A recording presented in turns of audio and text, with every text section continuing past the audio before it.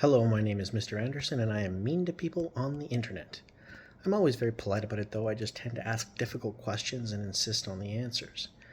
Now, while I would say, fairly decent at, debate tactics and how to make sure people face difficult truths, I'm by no means an expert when it comes to concepts and subjects like biology.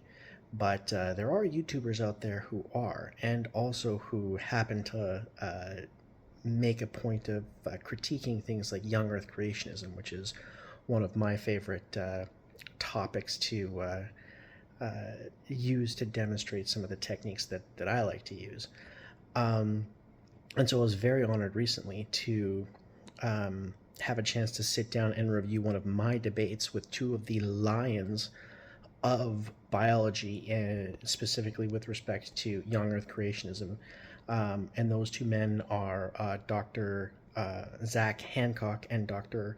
Dan Stern-Cardinale, both of whom have PhDs in biology, which I do not have. I have no professional training. No. And we are specifically talking about genetics here. And in particular, we're specifically talking about something called genetic entropy, which is an area which is fundamentally to do with something called population genetics. And one of the cool things is that, so Dr. Dan Stern-Cardinale is, like I said, super educated and really, really smart when it comes to a whole bunch of these areas that have to do with the intersection between biology and creationism. Zach Hancock, in respect of this particular area, he's a population geneticist. So it's like his subspecialty that he spends all of his time on and that he is a super expert in is like this exact thing. And so he knows like more than, I don't know, probably everybody but like, I don't know, 15 people in the world about the intersection between population genetics and young Earth creationism. Now, he'd probably say that number's, way high, but he's probably wrong on that. The guy knows his stuff, and I don't think that there are a lot of people out there who know it much better.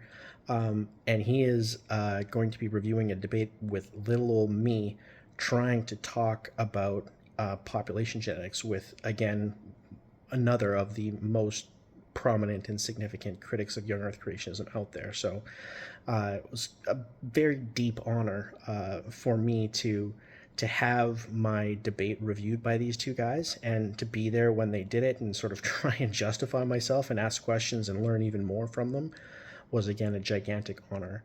And this was originally posted on Dr. Dan Stern-Cardinale's channel, Creation Myths. And if you guys aren't subscribed to that, you should probably just stop what you're doing, pull the car over, whatever, and go subscribe to that immediately because it's a great channel.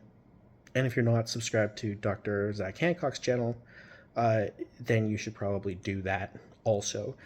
But he's given me permission to also upload that here. And so... yeah, that's exactly what I'm going to do, and I hope you enjoy it, and I hope maybe you learn a little bit of something too about population genetics and why it is that we have not gone extinct 100 times over already. And so I hope you enjoy. Hello, everybody, and welcome back to Creation Myths. Today, we have a really fun show. I've been looking forward to this one for a while. I'm thrilled to finally do it. Before we get into what we are going to be talking about tonight, let me just tell you all that I am joined... YouTube sounds good. We are joined by, right below me, the man of the hour right here, Mr. Anderson, newly minted YouTube sensation. You should subscribe to his channel if you have not done so already. It is, I don't know if the link is coming through in the description. If it's not, because just at Mr. Anderson crosses. But I will add the link if it's not working down there. Mr. Anderson, welcome. Tell us about yourself. You say at the top of every one of your videos that you're mean to people on the internet. Why do you do that? Why do any of us do this? Yeah, so like I'm a lawyer by training, and I kind of got started. I just watched far too many Kent Hovind debates on the internet, and I was kind of like just sort of like keeping sharp in terms of like because he's very slippery, so he's good to kind of practice mentally when you're doing like cross examinations. And I'd watched so many that I was like, I should probably just do this because like I know kind of now what needs to be said to this guy, and I was like not satisfied with the way that other people were doing it, with the exception of you, Dan, of course. You don't have to flatter me. It's fine. I don't know, but you're a very good debater. But so I was like, you know what, I should probably put up or shut up, because otherwise, if I try and tell other people how to do this, nobody's going to listen to me. So I was like, let's do it. And then I did Hovind, and then I moved on to some other more challenging characters, like our friend Mr. Badinsky. So just to be clear, because I recently watched a thing of yours talking about mitochondrial Eve and the time to most recent common ancestor. And I want to direct everybody, first of all, to Mr. Anderson's channel, because the stuff he does is kind of like annotated kind of debate stuff, much more focused, I think, than what we're going to be doing here, because it's really about the techniques of like pinning someone down, which with your background, that makes perfect sense. And just being able to get like do you agree with this? Yes. Okay. Do you agree with this? Yes. And what I want to ask you, because you did this with Donnie, I don't know, a few weeks ago, I have a bad sense of time, a few weeks ago-ish, with like mitochondrial Eve or something. And like, you were asking very precise, very good questions. So what is your biology background coming into this? You are my biology There background. You go. So that makes it even more impressive, because you're just coming into this and kind of learning as you go, and you're able to hone in on what like the key questions are. That's really cool. and literally, like, I watch you and I watch Zach, and you are my primary sources when it comes to the biology stuff. And then I'll go and I'll read the odd paper, and like Zach has sent me to more than one paper, and it's taken me like literally like days, like hours over the course of days, like going to it, coming back to it to like understand it. And then I'm like texting him like, I don't know what pruning and grafting. I still don't know what pruning and grafting is like. Well, that is an excellent segue to Dr. Zach Hancock. Who are you and why are you here? I'm an evolutionary biologist. I'm currently a postdoc at the University of Michigan. I specialize in population genetics, phylogenetics, and I do a little bit of genome evolution. My PhD was mostly focused on the phylogenetics and molecular evolution of crustaceans. And I run a YouTube channel at TalkPopGen, where I mostly do some evolution education, mostly focused on population genetics, obviously. And then I also do a little bit of history and philosophy of science. And then I do get into sort of debunking pseudoscience, and mostly focused on creationists, but I've also done like race realist and some other stuff as well. So yeah, try to touch on a little bit of all the pseudoscience. I've said this before, everybody, about Zach's channel, that if you like what I do and you want more details and more math, go to Zach's channel. Like, it is just longer, more detailed, more precise. You will get more information there. It's great. I love it. I watch all his videos. I learn stuff from them. I encourage everybody to go spend some time with Zach's population genetics material, his history of evolutionary theory. It's all wonderful, and everybody should watch it. Okay, so we are gathered here tonight to talk about a debate that Mr. Anderson had with our mutual friend, Donnie Deals, aka Standing for Truth. So what we're going to do is we are going to pull this up. We're not going to watch the whole thing because it's like an hour something long. Hour and 20 minutes ish. We're not going to watch the whole thing. We're going to jump around. We're going to pull out some key moments, and we're going to talk about them. And we're going to see how this goes. What I want everybody to be thinking about, because if I remember to do this at the end, I'm gonna put it right here, and I'm going to ask everybody to remind me to do this at the end. I'm going to put a poll on YouTube at the end of this, and the poll is going to be: is Donnie ignorant of the stuff we're talking about? Is he lying about it? And then just today, I was tuned in to a third possibility that he's faking all of it, doesn't believe any of it, and he's just doing the grift thing. So I'm gonna make a poll later, and we'll see what everybody thinks after we go through all of this stuff. So that is the plan for tonight, everybody. So we're gonna pull this. We're gonna pull this up. Substitution rate is not the same. Oh, you don't want to hear that yet? Not yet.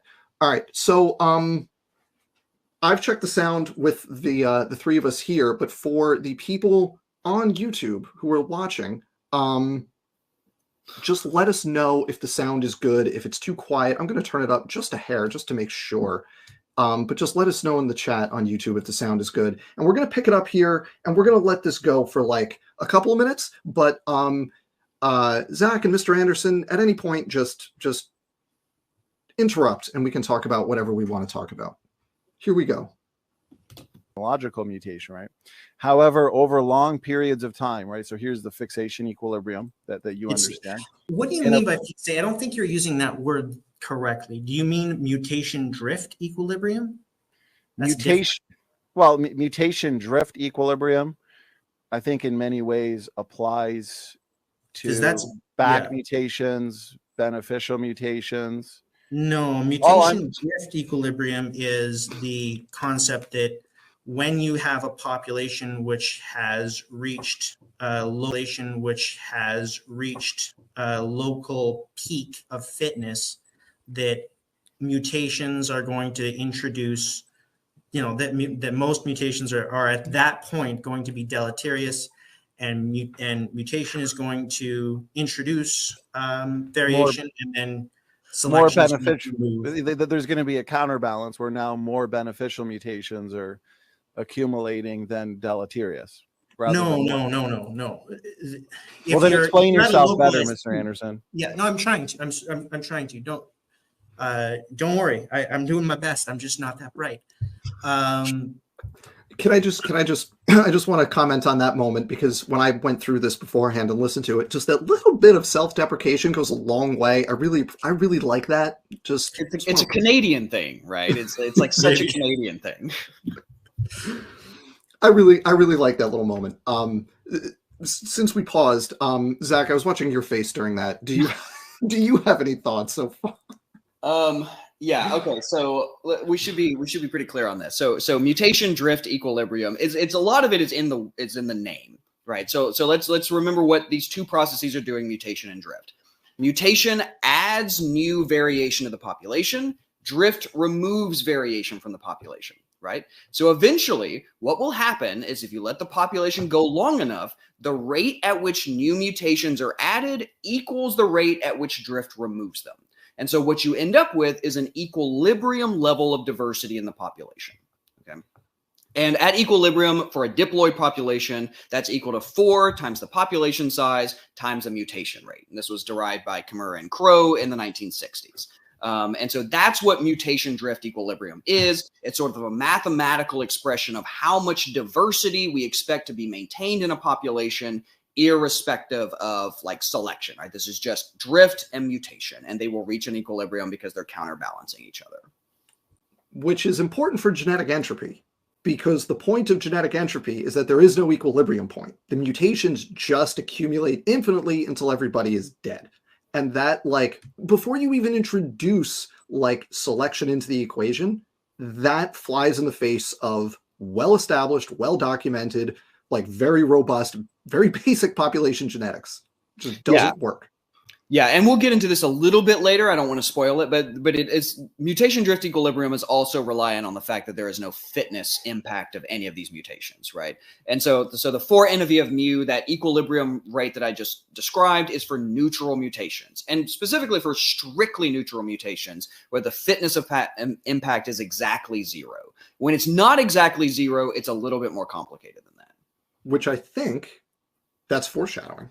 That is maybe a little foreshadowing.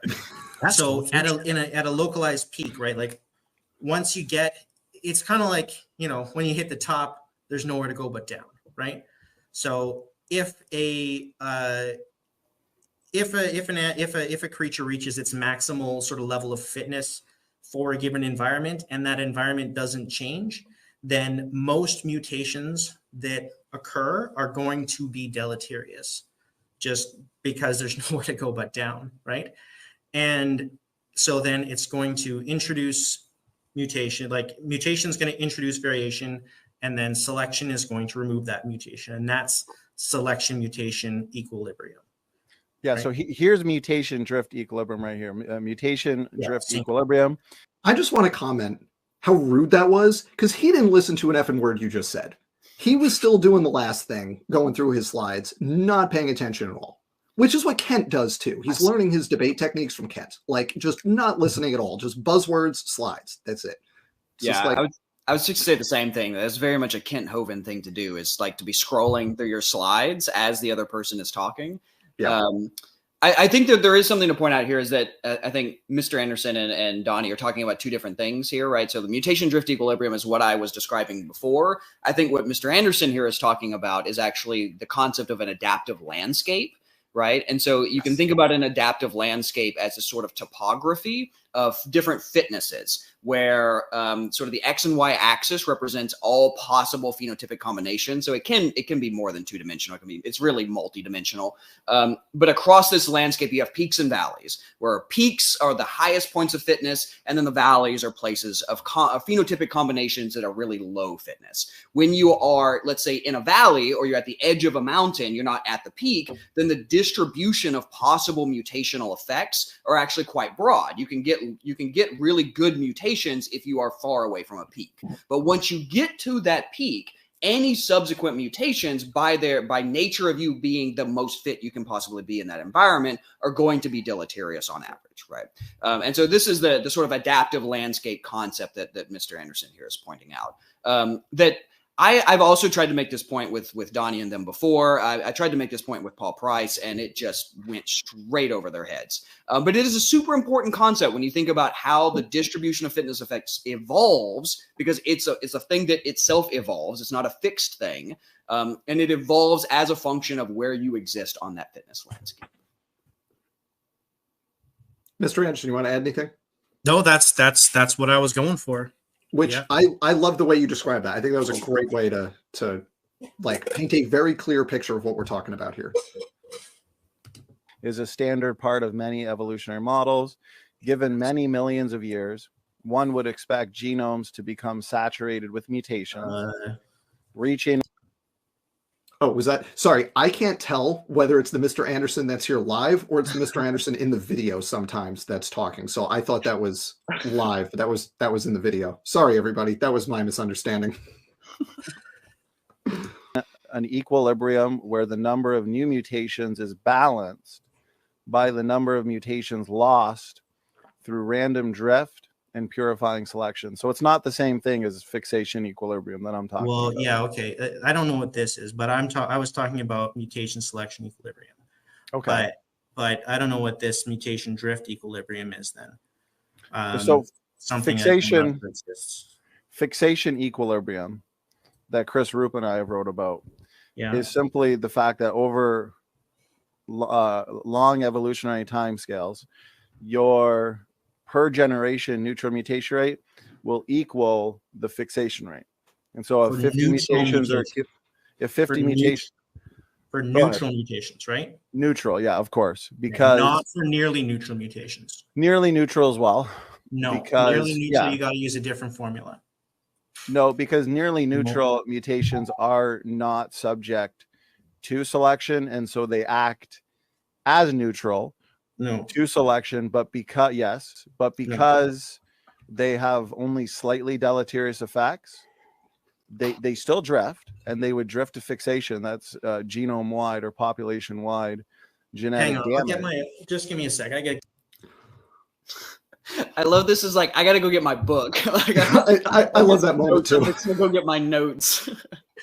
Well, because I wasn't, like this debate. Remember that this came after my second debate with Hovind, right? And so I just done like a 2-hour debate with Hovind, and then this was like a Q&A kind of a thing, and we just kind of got into it. And I was like I hadn't specifically prepared for this, right? Sure. So, and he was like, he brings this up, and I'm like, I took some, like I actually watched one of your videos, Zach, and and took some notes on this, because I was like, in the back of my head, I was like, if I debate Ken Hovind again, then Donnie's going to try and skewer me on this genetic stuff, so I better learn it. And good thing. Yeah. Right. So so I just had a notebook that I'd written that formula down in. Yeah. Do we want to talk about what nearly neutral, like what Donnie is trying to get at here? He also mentioned something about long evolutionary timescales, mutation, drift, equilibrium. What long evolutionary timescales is a relative. It's relative to the effective population size of the organism. So if for NE, if you are an organism with a very small NE, then long is actually pretty short. Like you can have a relatively small coalescence time, and then you're really rapidly back in mutation, drift, equilibrium. Long can be a few thousand years. It can be hundreds of millions of years. It depends on the effective size of the population. Just to jump in, everybody. So N, it's when you say NE, but it's capital N and then lowercase subscript e. That's effective population size, which is different from capital N, which is just number of individuals in the population. The effective population size is a measure of the reproducing individuals. It's about the genetic content of the population, not just the number of individuals in that population. So you can have, for example, a very large population size, but a very small effective population size if that population does not have a lot of genetic variation in it. It's the genetic equivalent of relatively few individuals is what we're talking about here. Yeah, like yeah, go ahead. Oh, I was just going to say that, like, a good way, the way that I understood it kind of as a layperson was, and I think this was probably you, Dan, that explained it this way, was like for Noah and the Ark, right? There's 8 people, I think, on the Ark, right? There's Noah, his wife, 3 sons, and 3 and their 3 wives, right? So you'd think, okay, well, so there's 8. There's a population of 8, but the effective population there is 5, because 3 of those 3 sons all have the same mom and dad, so they're not as different as all that, right? So it's really only the 2 mom and dad plus the 3 wives. Those are the people that you count here. The 3 sons don't count because they're just mixtures of those 2 parents. So even though there's 8 people, there's only 5. There's only an effective population size of 5. That's the max. That's the maximum it could be, because so the effective population size is actually a measure of gene copies, and this gets a little weird because of recombination. But what you're basically talking about is the effective number of gene copies. So, for example, if all of Noah's children happen to be homozygous at one locus, that's an effective size of 1. For that particular locus, there is 1 individual that represents it because they all have the same allele. Right. And so in this case, like the effective size is different across the genome, thanks to recombination. And it's almost always less than the census population size because of things like inbreeding and because of various mating structures. So what I like to think about in terms of like what is the effective population size is it measures the rate of genetic drift. Right. And that's how quickly do alleles fluctuate in frequency. Right. So if you think about an infinite population under like Hardy-Weinberg expectations, that you have no change in allele frequencies, they should remain exactly the same. But as you get further and further and further away from an infinite population, just by chance alone, you get bigger fluctuations. Right. So the bigger the fluctuation, the smaller your effective size is, the faster drift can happen. Right. So the effective population size is much like the selection coefficient. The selection coefficient measures the strength of selection. N sub E, the effective population size, measures the strength of genetic drift. And that's when we get into like these genetic entropy models, what we're really interested in is the interaction between these 2 terms, right? And which one of these 2 terms are going to win out in the end tells us, irrespective of the selective effect or the effective drift, whether that allele is going to fixation or be lost. I want to make a couple of comments really fast. One is we have an entry into the kind of meta debate topic here of, does he know this stuff? And the question is, I learned this as an undergraduate. How does SFT not know this? Yeesh. Which is a fair question. So, however you want to, incorporate that into your prior model here for lying or just doesn't know population genetics. I mean, in fairness, I did not learn this in my undergrad, right? Presumably, I feel like you'd have to be a biology he has. I think he has a life science background, though. I think he has a life science background. I think that was before the car salesman. But anyway, the other thing is that we should just briefly touch on strictly neutral, effectively neutral, nearly neutral, because these are all related terms, but they're all shades of gray, right? They're all slightly different from each other. And that matters, as Mr. Anderson said, like they are different. And it's good we just spent a minute clarifying effective population size, because things like whether an allele is neutral or, to use the word that we, the kind of shorthand, selectable, right? Can it be subject to natural selection rather than drift, is related to the effective population size. Mm-hmm. So, Zach, I'm just going to toss this to you because this is like your thing. So strictly neutral, we all understand, like you can change that nucleotide and it has literally no effect. There is A, T, C, G, doesn't matter, all the same, strictly neutral. But then we have nearly neutral and we have effectively neutral. So take it. Yeah, so you can think about it like this. And if at any point there's confusion, stop me and I'll try to reword it and clarify. Zach, before we do this, I do just want to point out that we have covered approximately 3 minutes of video. Oh, that's fantastic. We're on a roll right now. This is gonna be like a 7-part series.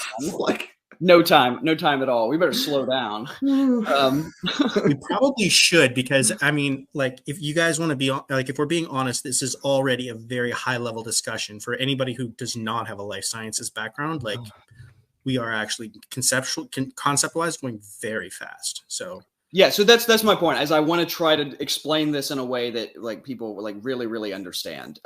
So if you think about any allele, any genetic variant, every single generation, some proportion of the population harbors this genetic variant, and then some proportion doesn't.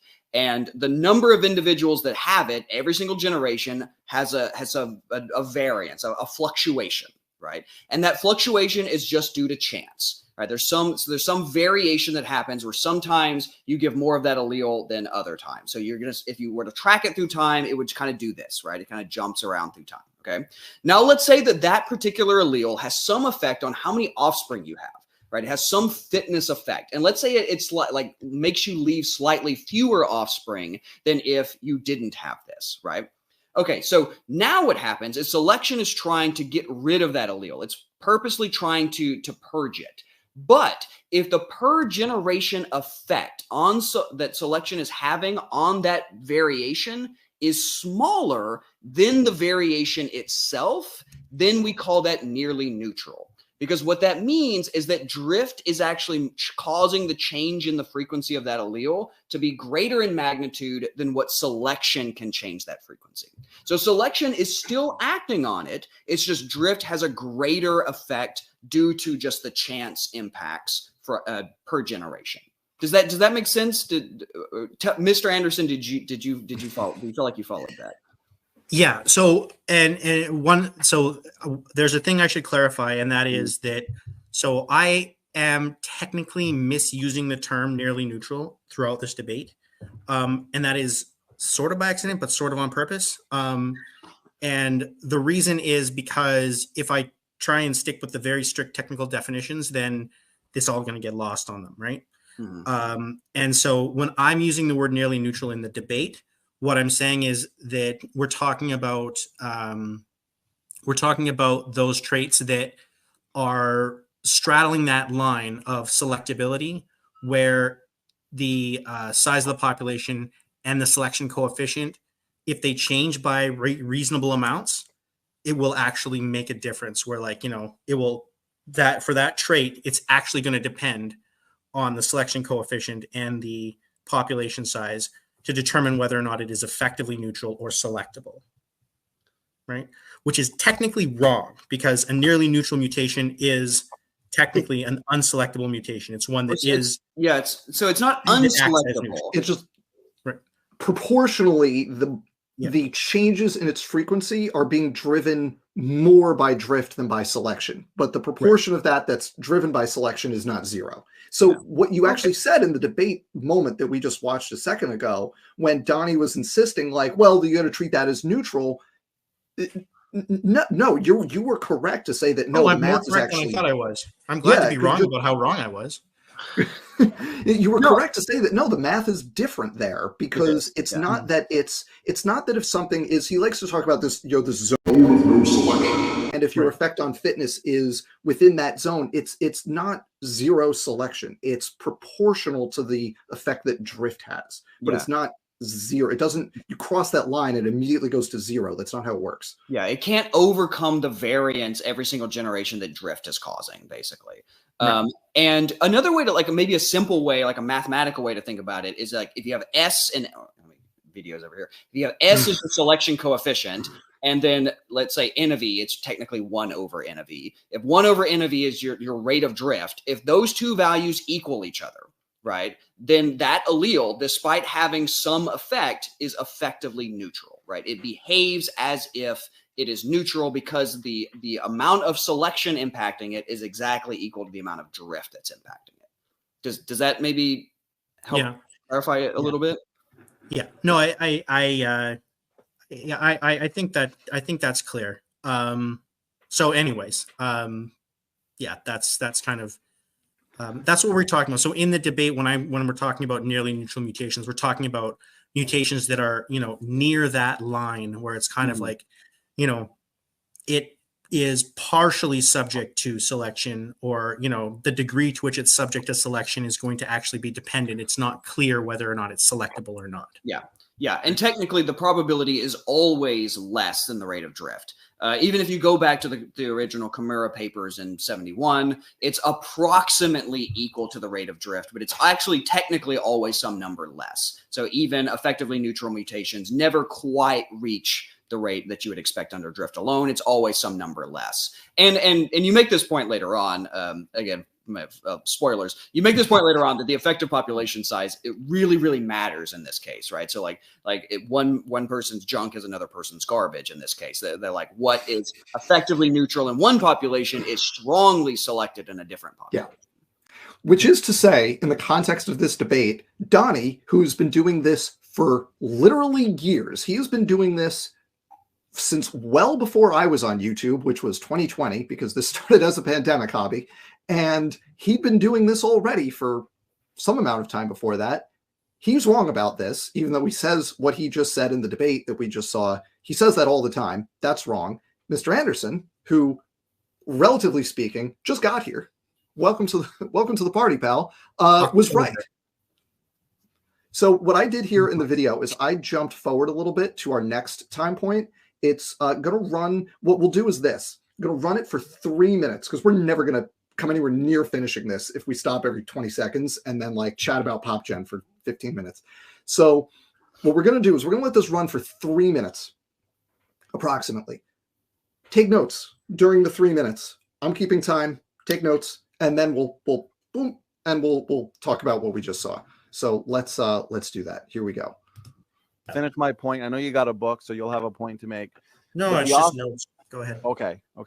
So the author, Dr. Rob Carter, he says, however, over long periods of time in a population and mutation drift equilibrium, the two are nearly equal. There is also not, as he claims, a conflict between the thought that A, most mutations are lost to drift, and B, and this is what I point out, the mutation rate is approximately the same as the fixation rate. Why? Because even if most mutations are lost, in a large population, many are not. And Fatuma, he points out in this evolutionary textbook on PopGen that we're looking at, if you continue the quote, Mr. Anderson, and then I'll let you respond. If you continue the quote here, where he says the rate of fixation mutations is theoretically constant equals the mutation rate, the neutral mutation rate, he begins to talk about population size. And he says population size is not going to affect this, because in a large population, fixation's slower, but you have many more mutations entering the population and spreading throughout the population. In Yeah. a small population, you have less mutations entering the population and spreading throughout the population because less individuals, but you have faster rates of. Oh, you're silent. You're muted, Dan. You're still muted. I I was can muted. hear you, Zach, but I can't hear Dan. I was mute. I had muted myself, so you didn't hear me like typing and stuff during that, and then I didn't unmute myself. I said I'm going to break my own rule for a second here, and just to highlight this comment. Well, at least he's pronouncing Fatuma correctly, which is better than Jensen. So he was using that person's. In case anybody is wondering what was going on there, this is what they were talking about. Talk about it for a second here. In a draw on what Fukuyama's written and others. What about human mind? What? I actually cited Fukuyama. Anyway, Well, the first correction is his name is Fatuma. Congratulations, You Donnie. get the Better Than Jensen award. You get the better than Jensen, which is it's not a good award, but it's something. It's a low bar. It's a low bar. Congratulations. Fixation. And so there's a counterbalance there where this rule essentially still applies. Go ahead, Mr. Anderson. Yeah, I agree with that. For neutral Okay. for neutral mutations, that's true. The problem occurs when you are trying to use nearly neutral mutations, because when you do that, it's different, right? And the reason it's different is because with neutral mutations, like that's correct, right? The more people you have, the longer the longer it's going to take to spread out across the population. But by the same token, the more neutral mutations there will be, right? With a nearly neutral mutation, it's a little bit different, because the question then becomes, how nearly neutral is it, right? Because not all nearly neutral mutations are created equal. And a nearly neutral mutation is a mutation which is close enough to being neutral that evolution, or selection, I should say, doesn't see it. And it's going to not see it depending on how many times it gets a look at it, right? And that is going to depend on two things. The first one is, how bad is it, right? How nearly neutral is it? And the second one is population size. And there's two ways to calculate population size, right? There's effective population size, and then there's like how many people are there, right? So the formula is that the probability of fixation of a nearly neutral mutation is not just equal to the mutation rate. It is 2ne over n all over 1 minus e to the negative 4ne times s. Right? So it's just a much more complicated formula, right? Okay, that's where that bit we said we're going to delineate that. I just want to point out again what like a disrespectful jerk Donnie is being by, instead of like listening, he's just flipping through his slides trying to like find the thing like, well, how can I rebut this? And like, just listen, use your brain for once instead of Rob Carter's brain. I mean, it doesn't do him any favors anyways. He would have been better off just listening, right? Like, you never see me flipping through slides, and there's a reason for that. And it's because I'm listening, because that's how you question off the last answer and effectively argue, right? He's doing the Kent thing where it's just buzzwords and find the slides and pull it up, which is, there's a reason he doesn't leave his own channel anymore, ever. And like, this is why. He can't control the screen if he's somewhere else, so he can't flip through his slides if he's not, in his own little sandbox. That's what I got for that section. I think that was a good explanation. I think that was like, yeah, it's a different formula. Once you're not dealing with strictly neutrals, it's a different formula. They accumulate at a different rate. The math is different. What are you talking about? Yeah, I agree. And I think this is that, right? They always do this sort of bait and switch where they go back to like, well, the pedigree mutation rate is this, and we see mutation drift equilibrium, and they're equating the fact that mutation drift equilibrium happens to have mutation in it, and then they just drop the fact that, well, we're talking about strictly neutral mutations in this context, whereas the pedigree mutation rate includes all mutations. many of which are deleterious and are going to get purged, right? So the rate of mutation that you're getting from pedigrees will always be higher than any mutation that we would be talking about in the mutation drift equilibrium model. Right. And that's kind of like, that was the real point of me introducing sort of this concept, was that like, if we're going to include any, any mutations which have any degree of selectability, then you have to use this formula. Mm-hmm. And so that's, I mean, you could use the pedigree rate with this formula, because then you're just going to have to plug in the selection coefficients of all of those different selectable mutations. And then that's going to, show that most of them are going to get eliminated, and then you're fine. Right. Yeah, well, those studies, they don't measure fitness effects of these mutations. And this is kind of an important point, right? It's like they're literally just counting, like they're doing broad sequencing across, many generations, and then they're just counting along the lineages, right? They're not actually asking the question of like, what is the fitness effect of all of these mutations? And so they don't have the data to actually plug into these. Now, you can't do it with humans, but we have done this in Drosophila, we've done this in yeast, we've done this in Arabidopsis, we've done this in a ton of organisms. And we just tell the viewers why is it that we can't do this in humans? What do you have to do in order to identify the selection coefficients, and why is that unethical in humans? Well, I mean, for obvious reasons, right? Like, well, not to everybody, just because not everybody knows how this is done. Yeah. Well, I mean, you would need to like basically be able to control reproduction, right? You would have to be able to completely control one for the environment, and then you would have to secondly control for who you mate with to be able to extract the reproductive benefit of having a particular allele. Which is who do you have to force me to mate with in order for me to get a homozygous allele that you can then evaluate its fitness effects? Yeah, well, I mean, in like most situations, you would do inbreeding, right? You would inbreed a population over and over and over. You make them homozygous, and then actually we would then do accumulation experiments, and then that'll actually allows you to differentiate the effects of alleles once they're homozygous. So that's how we would do it in basically any other organism. Definitely can't do that in people. You can't do that in people. You will get arrested. Don't successively interbreed them, inbreed them over and over again, just to try and figure out which of their genes are. Yeah, I mean there are ways to get the fit. So like we do have measures of effects of mutations in humans. It's just a bit more statistically complicated to do it.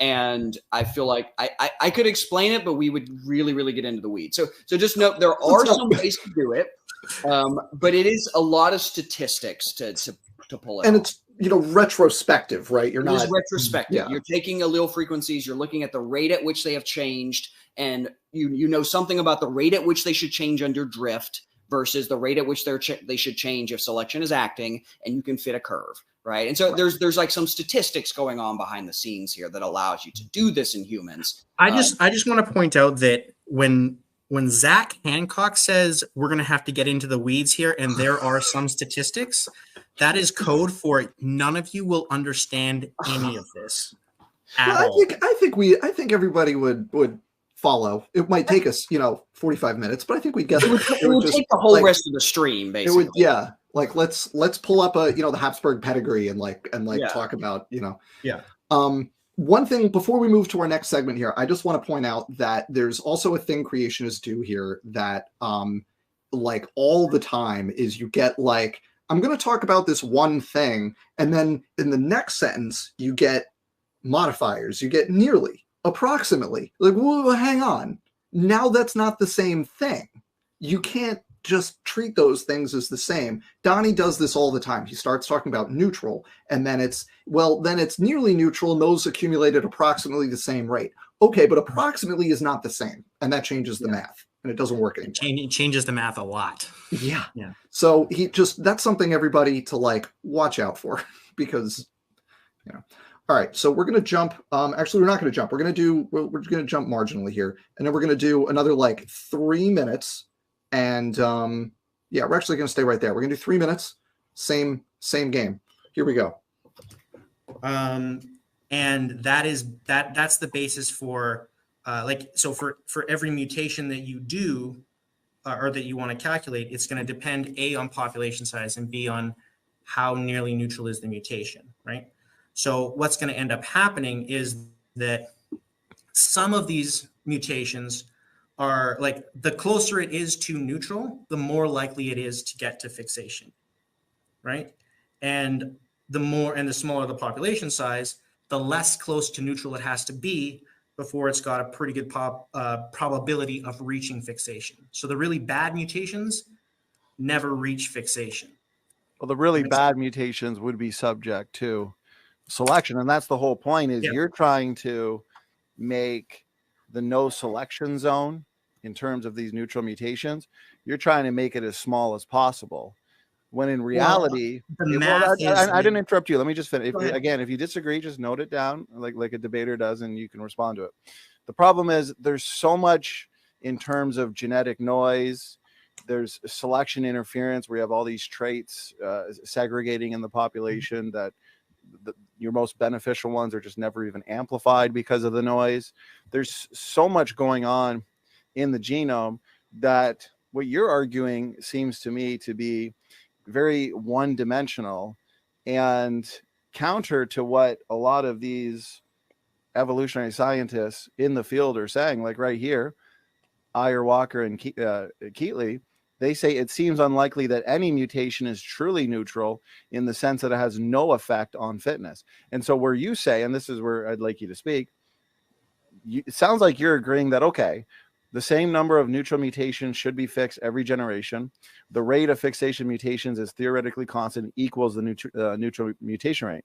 So you're saying this does not apply to the nearly neutral or effectively neutral mutations, though. Is that what you're saying, Mr. Anderson? Yeah, that's right. Because for effectively neutral or nearly neutral, that depends. And it depends on how nearly neutral they are, A, and B, it depends on what's your population size.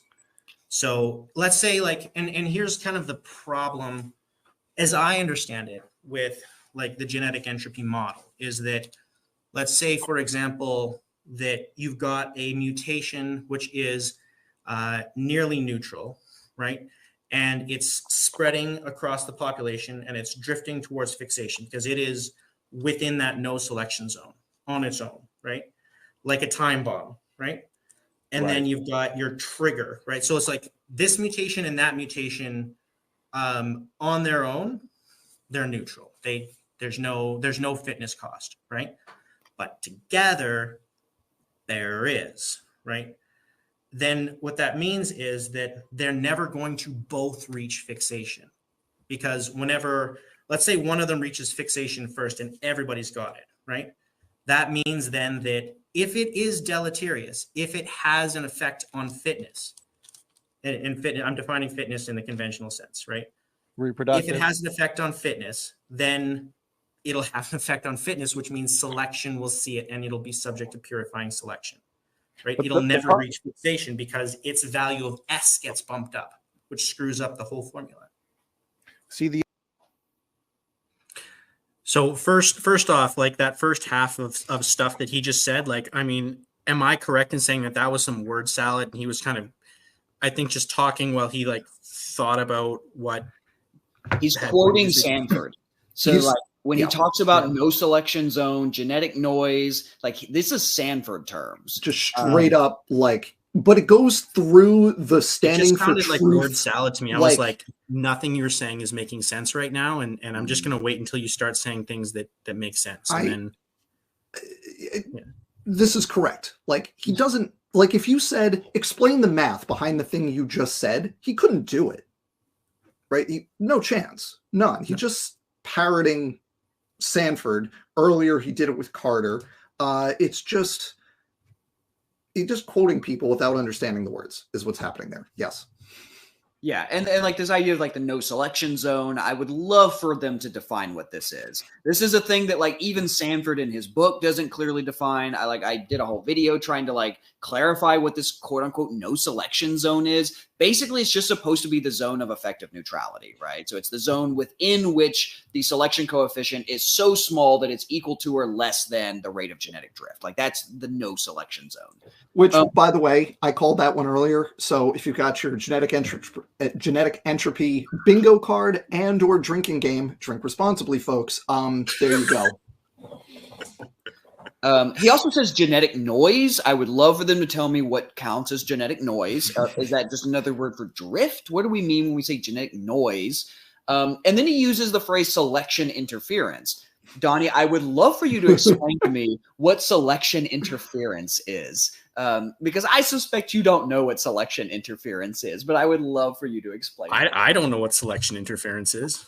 So what selection interference is? Hang on, Donnie. If you're watching this, pause it right here. You have to pause and jump ahead 3 minutes, okay? Because that would be cheating. That would be cheating. As Zach gestures with a dry erase marker, because this is what I'm taking notes with. Yeah, I'm like, if I say something that's like truly incorrect, then Zach just like pulls out this whiteboard and he's like, "Look, let me explain it to you." I have a whiteboard right here. So it's red now. Yeah. No. Okay. So selection interference, which is technically called Hill-Robertson interference, because they're the ones that first uncovered it. What it basically is you can imagine you have two loci that are both being positively selected, right? But they're on different haplotypes. And so one is trying to spread and the other is. In other words, Zach, if I may, you have two separate things that are both beneficial that are separate from each other. They're competing with each other, so they both can't increase in frequency. Exactly. So they end up interfering with one another's ability to increase. So they both end up just like going back and forth, segregating in the population. So that's selection interference, because they're interfering with one another's ability to go to fixation. Oh, okay. I thought we were talking about like positive epistasis or something like that. No. And eventually what happens in the case of eukaryotes, we can actually get it. This is really a problem in asexual organisms, because in eukaryotes, recombination breaks this up. So you can have recombination happen, you get them both on the same background, and then they can go to fixation. Reach fixation faster, because you could select for both at the same time. Exactly. Yep. So that is like the reason that if you compete, all else being equal, sexual versus asexual, like that is one of the big reasons that sexual wins, despite the cost of it. It's because you can fix beneficial mutations faster, and you can decouple them from the deleterious mutations that are linked to them because of recombination. Mathematically, you can see Hill-Robertson interference in eukaryotes, but like empirically, the only time you ever actually see it is in prokaryotes, because they can't. What's like an example of that? Just think about bacteria in a petri dish, right? And you expose them to antibiotics, and there are two mutations that will confer some degree of resistance. And when you have both of them together, that's an additive where it'll have more resistance, right? So you can have mutation A, you can have mutation B. Whichever of them confers more resistance is going to win. And then to get the combination of A and B together, mutation B has to occur within the lineage that already has mutation A. So you can't have both of them at the same time increasing in frequency. It has to be one, then the other. Whereas if you're a sexual eukaryote, those two lineages can mate with each other. They can recombine, and now you can get genotype AB without having to compete them with each other and get them in order. Yeah, you can think about if in a petri dish, A and B have exactly the same benefit, but they're technically different mutations, right? And they're both providing you resistance to antibiotics. They can't both go to fixation. And in fact, as they're both increasing in frequency, they're counterbalancing each other, because they're technically different mutations that arose on different lineages. Right. Okay, I get it. Yeah, I get it. Which again, not a problem in practical terms for a sexually reproducing eukaryote. So he's talking about this in the context of genetic entropy, which is like a human thing, right? That's what Sanford's talking about. He's talking about humanity is going to go extinct because of this.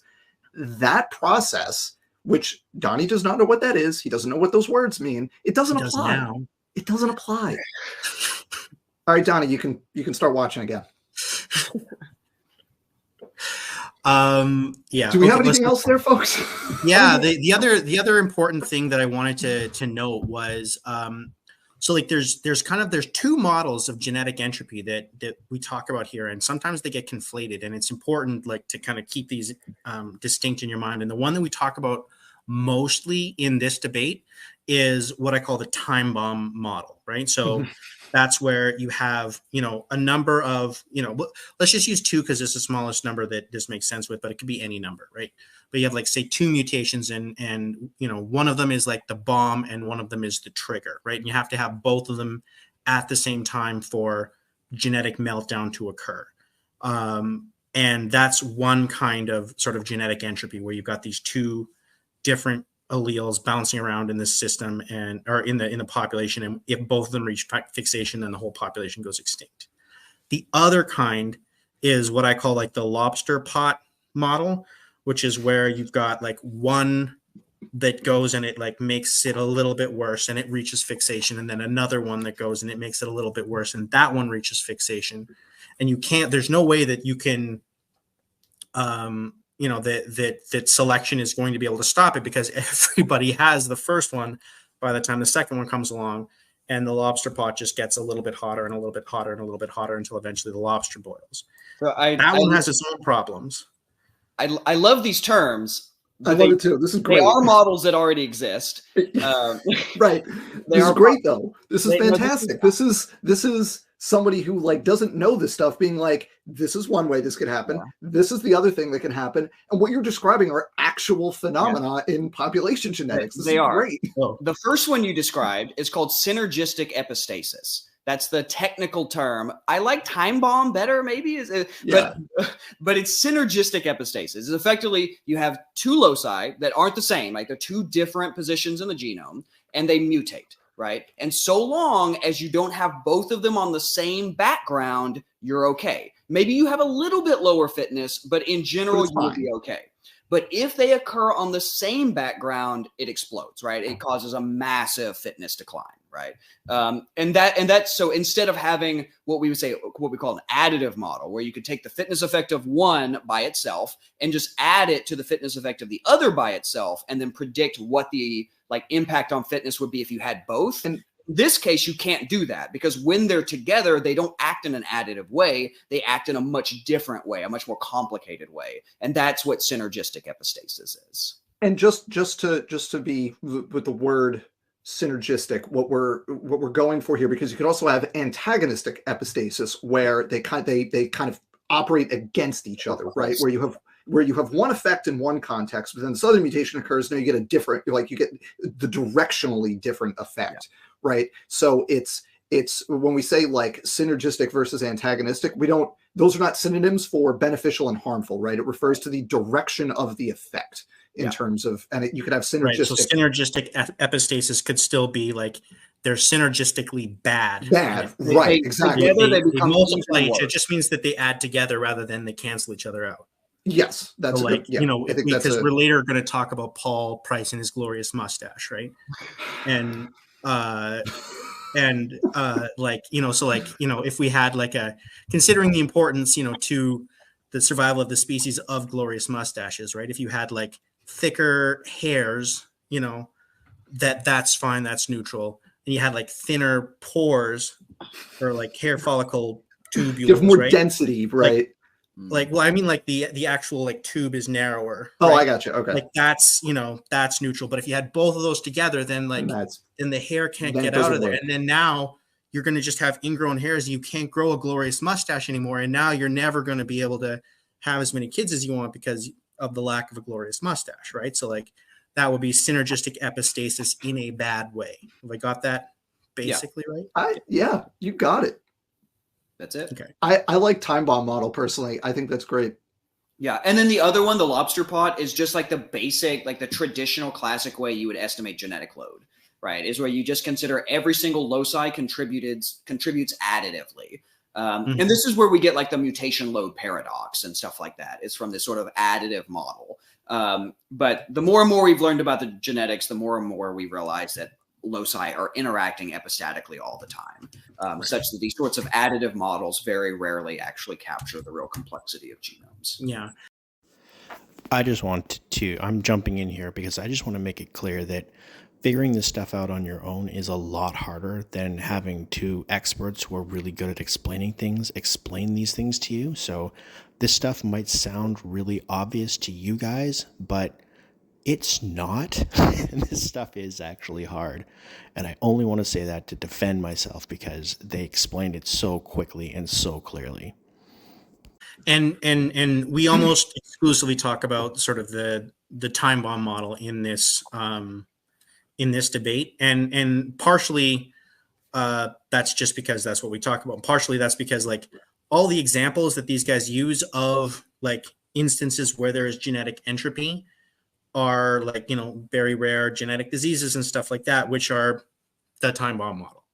Yeah. Right? Like And all of there's no example of which I'm aware of lobster pot genetic entropy. And that's because if you were to do the lobster pot approach, what has to happen is not just that these mutations have to accumulate, but everybody in the population has to experience them. Because if you have a subset of the population, right, that has one of those bad mutations, if it is actually bad, right, it's causing a time-dependent decline in fitness, then as you correctly said a moment ago that we watched, if there is that like detectable decrease in fitness, which correctly defines, you know, reproductive output, then that is by necessity going to be selected against. It's going to decrease in frequency. It becomes less likely to achieve fixation.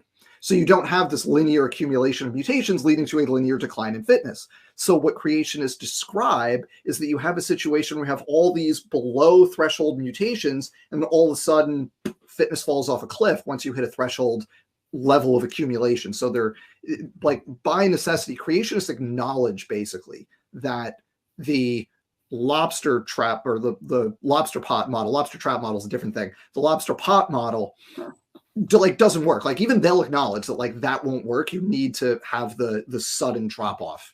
Yeah, I don't know if we want to talk about the problem of the lobster pot model associated with the time that it takes to boil that lobster now, or if we want to save that one for later. I think let's save that. It's kind of an interesting like other side of the coin to waiting time problem, right? It's because that's basically how creationists treat like the accumulation of beneficial mutations when they're talking about the waiting time problem. They say, oh, it's got to, put a pin in that one, everybody. Okay. How long does it take to boil a lobster? Okay, so we're going to go here for about 2 minutes, and then we'll pause and we'll chat for an indeterminate amount of time as we do. Eventually, we are going to run out of concepts in population genetics to talk about here. Well, I might. Zach won't. See, the issue that I have is I believe you are underappreciating the just how nearly neutral even these neutral mutations are. Because like the quote from Iyer, Walker, and Keatley, they said no mutation should be truly neutral in the sense that it has no effect on fitness at all. And so I would argue that yes, even your strictly neutral mutations, if you want to call them that, they're still going to be slightly deleterious in the same way that a single rust molecule, you've heard this, on a vehicle is deleterious, but it's not going to destroy the car. It's the accumulating damage over time.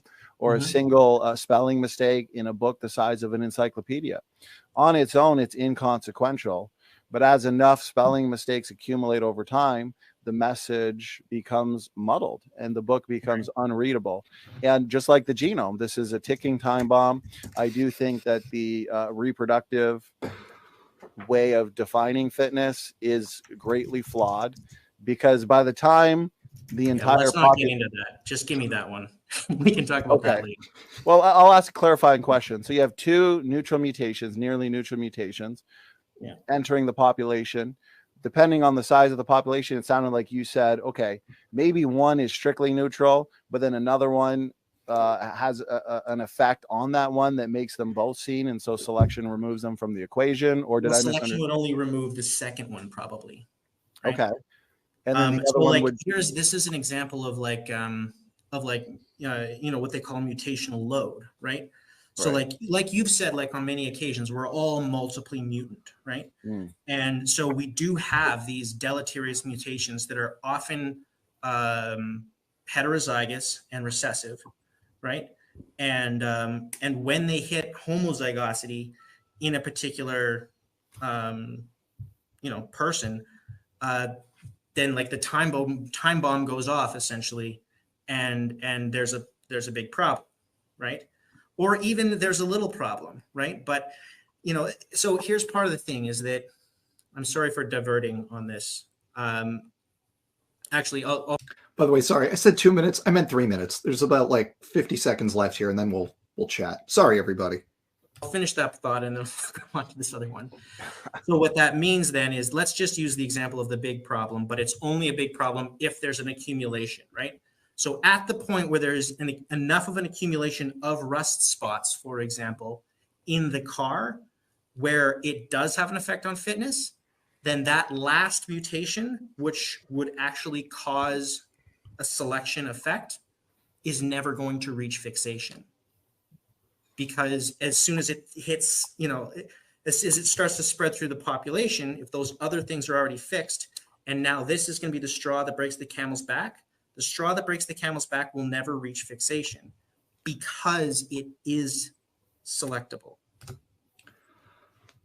A couple of quick things here. He mentioned a couple times there and previously the famous Our Walker paper. I just want to say bingo/drink to that one, because that's a favorite that comes up. It does not mean what they say it means. Like, could spend an hour just like going through that paper. It does not mean what they say it means. Also, rust on a car. Bingo. Spelling mistakes building up as you hand copy a book. Bingo. This is like straight out of Sanford. And of course, it's been part of Donnie's repertoire here for as long as I have been aware of him. He's been saying these same silly things. And the redefining fitness, which I like how you stomped on that one real fast, Mr. Anders. It's just like, no, we're not doing that one. Like, just stop. We're not doing that. Yeah, this is all just he's doing his script. He has a script. He's doing the script. None of it makes sense. What are we even doing here? And I thought your response was spot on. And describing that was at the end there, describing how, yeah, eventually it hits that selection threshold. And if there's variation in the population, then like it doesn't reach fixation. And then here we are. Yeah, I co-sign. Yes. Yeah, the one point that I want to add is that at the very beginning, he begins with this, I don't think you're appreciating how nearly neutral they are thing. And this is actually pretty important because they can't be too nearly neutral. I've done the math, and I don't know if you'll be able to see this. But okay, so the genetic load, right? Can we see this okay? So L is load. It's equal to 1 minus S. 1 minus S is the effect of every single mutation, right? So, and then it's raised to the power of G. G is the number of loci that have the mutation. So if you mutated every single loci in the entire genome, if S is approximately equal to G, the load is negligible. You can mutate every single loci in the genome. So it's very important for you to not just know that it's nearly neutral. It has to actually have a big enough effect such that it exceeds the inverse of the genome size. And I talked about this before, but this is a result from Kondrashov, 1995, the paper they love to cite, but they never read it. This exact result was found in Kondrashov 95. So you can't just say, oh, it's nearly neutral. I don't think you're appreciating how slightly neutral I struggle with that. Like, I've heard you say that like twice before, and I've like the first time I saw it, like I rewound that video and watched it like 4 times, and I still don't understand. Okay. So I'll put some quick numbers to it. So let's say S is 1e to the negative 8. So you got 1 minus 1e to the negative 8 is S. And then the genome size is quick numbers. Quick numbers, 1e to the 8th, right? Okay, so that's like 100 million, okay? If that's the genome size, then we can do some quick math here.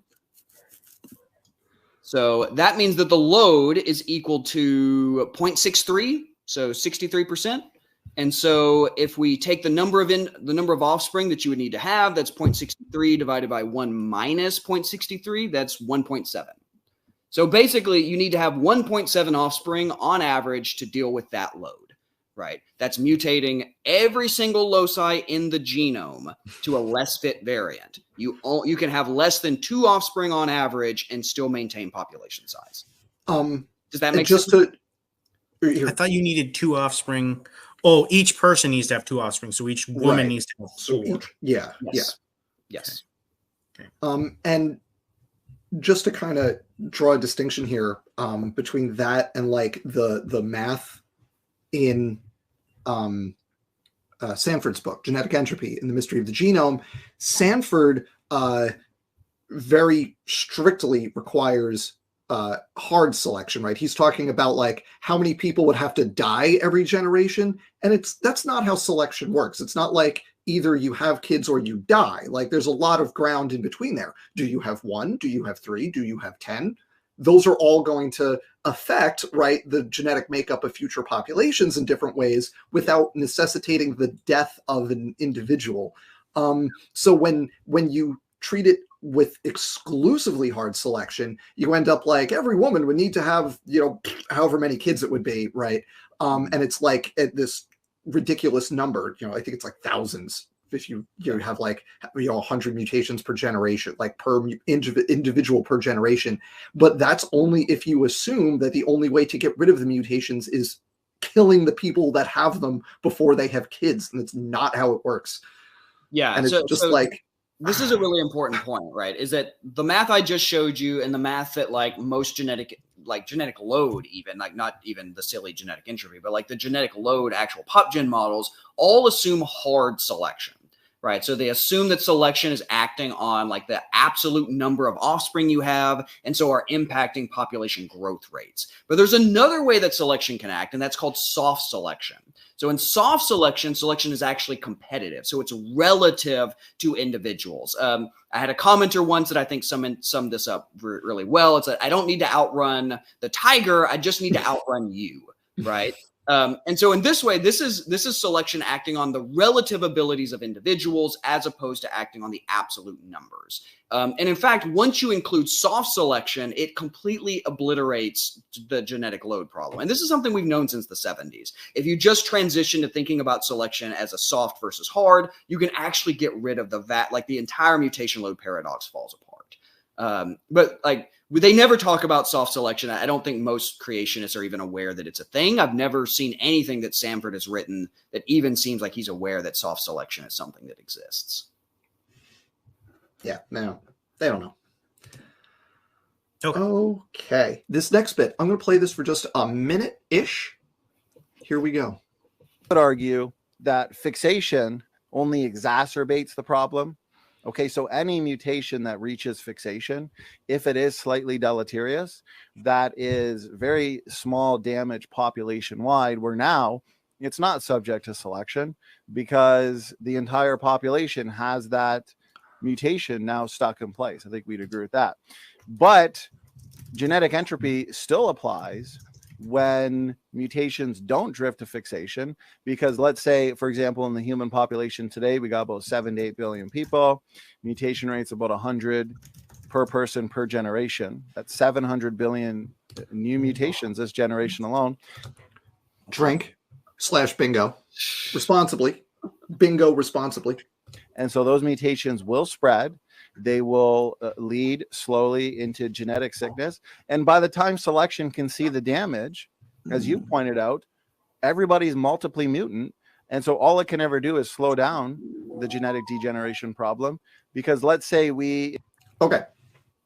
So this is an example of what I think we've taken to calling the Donnie Deals fallacy, where we hear an argument, right? We respond to that argument, and Mr. Anderson in the previous segment that we played actually explained why what Donnie just said was wrong, with his saying mutations accumulate, but then once you hit that threshold, subsequent mutations will be selected against, and because there's going to be variation in the population, they won't reach fixation. And then he comes back and says, but have you considered the thing I just said that you just addressed? It just comes back and says the same thing again in different words, but it's the exact same argument. We just like Mr. Anderson just explained why the thing he just described is wrong. Mm-hmm. But why male models? You serious? I just told you that a moment ago. Right. Like, Yeah. this is why I go back and forth with this question. Like, he knows he's BSing, right? Like, he has to know. Yeah, I also really hate the term multiply mutant. I think it has some really negative connotations. Like, I'm thinking about, like, I'm really interested in, like, the history of eugenics, for example. So like the concept of, like, multiply mutant, I think has some, like, problematic connotations. But also, like, it has an implicit assumption that there was a time at which there were no mutations. Right. And this is like an implicit assumption that only works if you literally start off with Adam and Eve in a Garden of Eden with a completely perfect genome, right? Like, you have to assume the model to even make a statement like multiply mutant, right? Like, individuals have always had genetic variation. It's part of every natural population. And in fact, if we didn't, we would be really bad off. When we look at populations that aren't multiply mutant, that have really, really low genetic diversity, we call them inbred. Right? We say that that's a population that's nearing extinction. Those are normally endangered populations that we care a lot, that we are trying to protect. When we look at a population that has lots of genetic diversity, that's a highly multiply mutant population. And we would say that's a healthy population, has lots of diversity, right? And so, like, just the very idea, like, when you use the word multiply mutant, it sounds really bad. When you say genetic diversity, which is really what we're talking about here, suddenly it sounds good, right? So this is like the way in which he's using these words, I think, are giving across a false connotation of what we actually mean when we say these things. Yeah. This was also the point at which I wanted to talk about lobster boiling pot times. You guys want to talk about that? What I'm going to suggest is we don't talk about that because we still have quite a bit of stuff to cover here. And I think you did a really good job earlier of kind of dismissing that idea. So I think we can go to our next thing, but I want to just one quick thing before we do that. And it's this comment from Andrew in the chat here. You assume Donnie cares about eugenic attitudes when he regularly hosts borderline racist, I would even remove the borderline, and homophobic people on his channel. Yes, that would seem to be a problem, wouldn't it? Considering, like, the main source of revenue for the Standing for Truth organization is a convicted felon, absolute bigot, makes racist jokes on his channels, homophobic, all sorts of stuff. So I don't think... Is he really the main source of revenue on that channel? I would... Joel Duff a while back did kind of a deep dive into views and such, and found that Kent brings the views, and all those theological debates do not. If Kent was not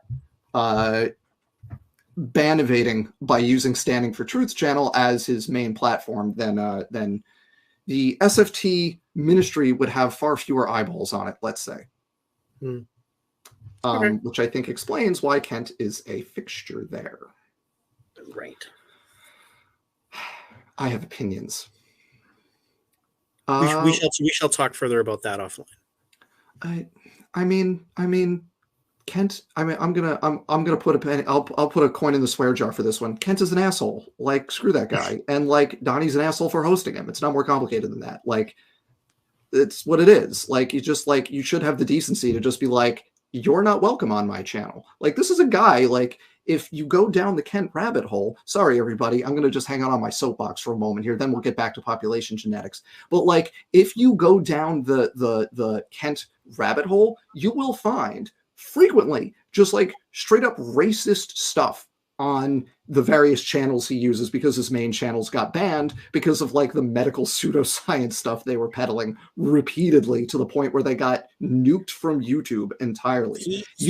He put some of that in the debate I had, in one of the debates I had. They had to edit it out. And it was like, eat peach seeds or something. It was. There's all that stuff, but then, like, going along with that, there's racist stuff. There's lots of, like, homophobic and transphobic stuff. And, like, he doesn't hide it. He just straight up, it's just part of what he does. And, like, it's one thing to like try to engage and like push back on that, like to be in the room and be like, no. It's another thing, because Like my AJ attitude has changed on this. I said everyone boycott SFT, boycott Kent, and like he doesn't deserve the time of day, and I still think that's the case, but I don't think that's an effective approach, because it only works if everybody does it, and it's clear that that's not going to happen. So now my thinking is like, yeah, people like you or me or somebody else should be in that room to push back on all this nonsense. But like, I see that as very different from somebody like SFT who's using that as like a revenue stream, right? Like that's, you know, that's where the channel gets a bunch of their views. Like, Donnie, are you like, I would like to think you're better than this. I know that's like a running gag that everyone goes through, like there's like this roller coaster ride of like, oh, you met SFT, he sounds cool. Yeah, I'll go on his channel and talk. And then like over the course of several months, you kind of like learn that he's like this weird capricious jerk, right? And part of that is hosting Kent all the time. It's all tied up together. Anyway, I'm gonna get off my soapbox now, but which is just to say, screw Kent. Donnie, I have a very low opinion of you, because I think you're dishonest with a lot of the stuff, but also because you continue to host Kent despite knowing about all his terrible behavior, and because you have said outright, he brings the eyeballs, so I'm going to keep doing it. Back to I have a more charitable opinion of Donnie than that, but I think he's more complex than that. I think that there's, I don't know. I think there's a showman side of him that you know, he leans into sometimes and says things that maybe he knows aren't true because he thinks that it's an argument that can be made. And I mean, I don't know. I've talked to him and I think he's modulating on that to a degree. Like, I think he needs to get to a point where it's like you can say things and you can make arguments that you don't necessarily agree with as long as they're arguable. And yes, that's the limit, right? And here's the thing, though, but he'll use arguments that he knows is wrong just to see if somebody will call him on it. And if he gets called on it, he'll move on. But if he doesn't, he'll just stick with it. Like earlier in this stream, the part that we cut out at the beginning because it wasn't relevant to genetic entropy, he does the mitochondrial Eve average mutations versus he talks about 20 whatever average mutations between people. He knows that doesn't matter. He knows you have to take the maximum divergence, not the average divergence. But he's going to take that. He's going to see if he can get away with it, right? And then if the person he's interacting with doesn't call him on it, then like, poof, we're done. He'll do that kind of crap. I have my opinion of him just gets lower and lower. That's sort of, you know, I think, you know what, he's entering into an academic arena and progressively as he's interacting more with, you know, people who are academics and who are holding him to those higher standards. You know, my hope is that he's learning about sort of what the limits are about, you know, like what you can say, like, you know, look, as a lawyer, like I have had to make arguments that I did not agree with for people I did not like. You're like, paid to do that for a living as your profession. No, I know, but there's like, a limit for me, is what I'm trying to say, right? In that I will not, and I cannot, as like I have an ethical obligation not to make an argument that like I can make an argument that I disagree with, and I have to, right? But I'm not allowed to make an argument that I don't think is valid and that I don't think is true, right? Like you know, I can't represent facts other than the way that they are, and if I honestly think that the law is a certain way, and that, you know, like that you know, like you look at the case law, this is the way that it is. Like I cannot argue something that goes directly contrary to that. If it's murky, even if I think the weight is leaning one way, you know, I can make the argument that's, you know, and even if it's against my sort of personal opinion on what I think the law should be, I can make that argument. I can make that, you know, with my head held up, because it's, you know, the law is unclear, and, you know, my obligation is to my client. Like I'm not supposed to do what is best for me when I'm acting, right? I'm supposed to do what's best for the person that I'm acting for, even when that is not in my personal best interest, right? So I have to make that argument, but there are limits. I do have a gatekeeper function, right? And I think that's something that I'm hoping we will work towards. Donnie, prove me wrong. Because here's what I think is going to happen. Somebody over here, Kyle Pratt, I think nailed this. I think this is what's going to happen. I think you'll just follow the same path. Sorry, this is covering up your face in there when I pull the comment up. But I think this is what's going to happen, is that eventually you'll anger him sufficiently because you spank him enough times publicly, and then he gets annoyed with you, and you become persona non grata, and then you get like the ridicule and the harassing messages instead of the having a fun exchange. That is maybe that may I'm aware that there is that side is out there. I've seen enough videos. I'm wary of that. I'm just, I guess, hoping to put it off. If I can put it off indefinitely and he and I can get along, we can make a lot of great content together, right? Power to you. Good luck in your senior year, as they say. Yeah. Welcome to Hollywood, as they say. Yeah. All right. Should we talk about genetic entropy some more? Let me get this queued up here. Okay, we're gonna go for like a couple of minutes here. Sorry for that digression, everybody, but here we are. Invoked really strong, intense selection, removed 50% of the worst mutants. So let's say you remove 4 billion people. Well, what are you left with? You're left with 4 billion people who are more mutant than the generation before it. Here's the last thing I'll say, because the whole point of genetic entropy is that every generation is more mutant than the previous generation. I'm more mutant than my parents. My parents are more mutant than their parents, and so on and so forth. Go ahead. I don't think that's quite right. Like, the thing is that, so you are correct that there is such a thing that we call, like, I think it's called mutation load, right? Where we are all multiply mutant, right?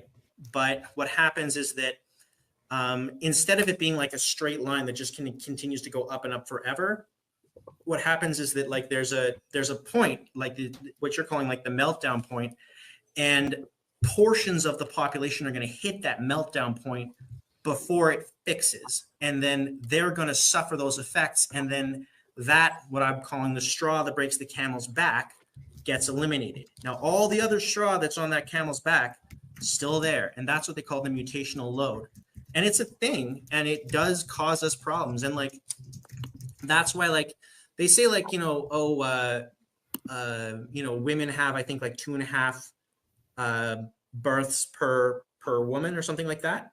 That's actually not quite correct. Like, women have more than that, because you're not counting all of the miscarriages that occur, many of which they don't even know about because they're aborted very early.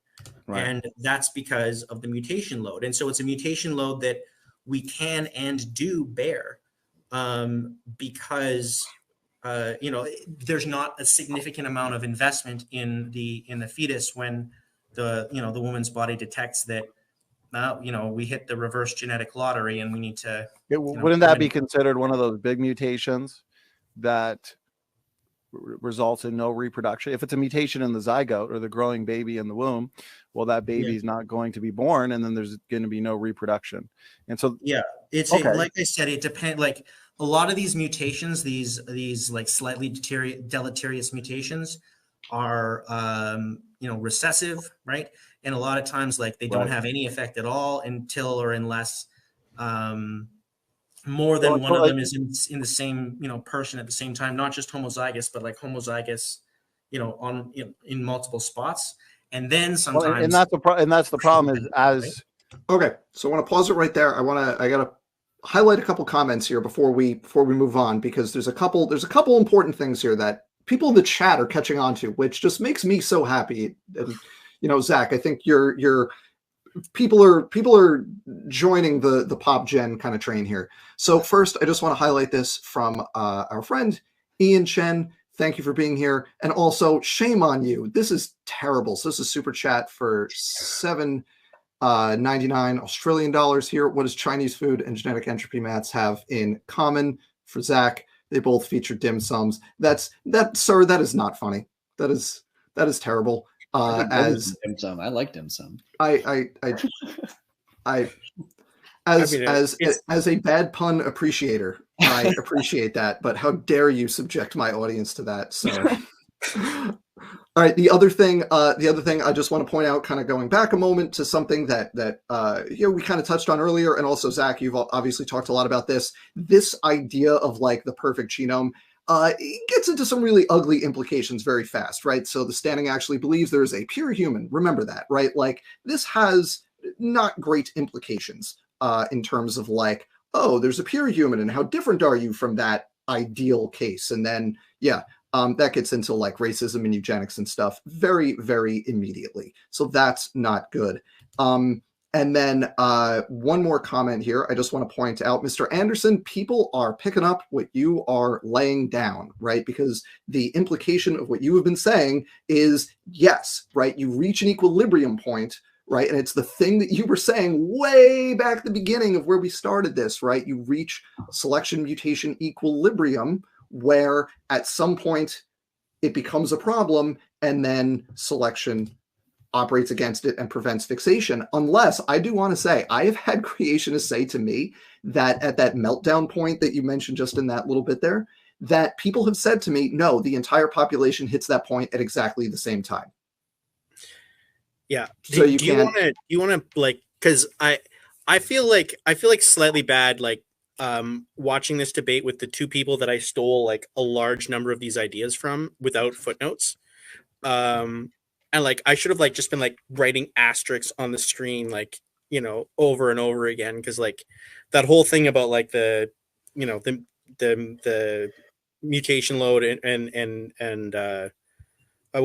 firstly the whole thing about the straw that breaks the camel's back, and the, you know, part of the population hits that meltdown point before the other one. Like that's Dan, you know. I did draw a figure of that at some point in the past. Yes, but I'm just happy people are like picking it up and applying it. That makes me super happy. And you're not just saying the words like standing is. You're actually like you're seeing what's going on under the hood, which is great. I'm trying, and this whole thing about like the you know, the mutation load and the number of you know, the homozygous thing, like that's straight out of like, you know, the Zach Hancock playbook. Like, you know, I didn't come up with that either. Well, I'm flattered. Take my stuff, use it. That's the whole point of my channel, is like, here's how you use it. Yeah. That's the whole point. Yeah. Literally. And to be clear, like the concepts of the mutation load or the drift load or like all those things are like not mine, right? Like this is, you know, population genetics that's been around for like almost a century at this point. Like Haldane 37 was the first mention of the genetic load. And so like these guys could have learned all of this by just reading any book since from 1937 on, right?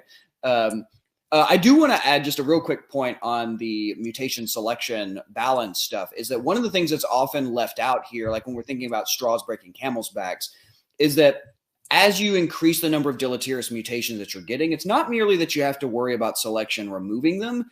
The thing that's often forgotten is that the more deleterious mutations you have, you're increasing the proportion of beneficial compensatory ones you can have. For every deleterious mutation, you have now increased the probability of getting a beneficial one as a back mutation, right? Bingo. So a lot of that balance is actually happening not necessarily by selection removing deleterious, but by the balancing of back mutations back to that to the more fit state.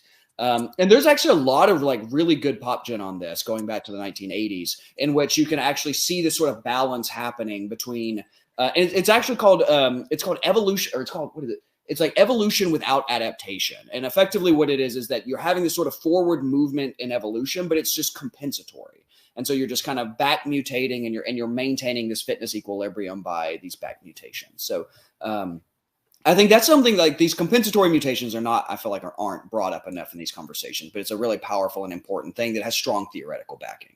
I deliberately didn't bring it up because like this debate is already very like, you know, technical and theory intense. And it was like, that's another good argument. And I just don't know if I don't know that Donnie's got the bandwidth in one, you know, hour and a half sort of session to like absorb that argument as well.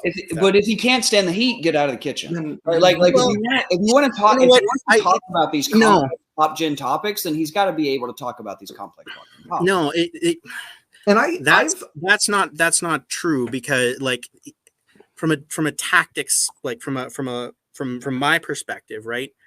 You got to meet people where they are, and you can't, like, if you want to actually win an argument, right? You can't overload that other person with too many concepts, or they're going to stop listening, right? So you have. He wasn't listening in the first place, though. He'd been reading his slides.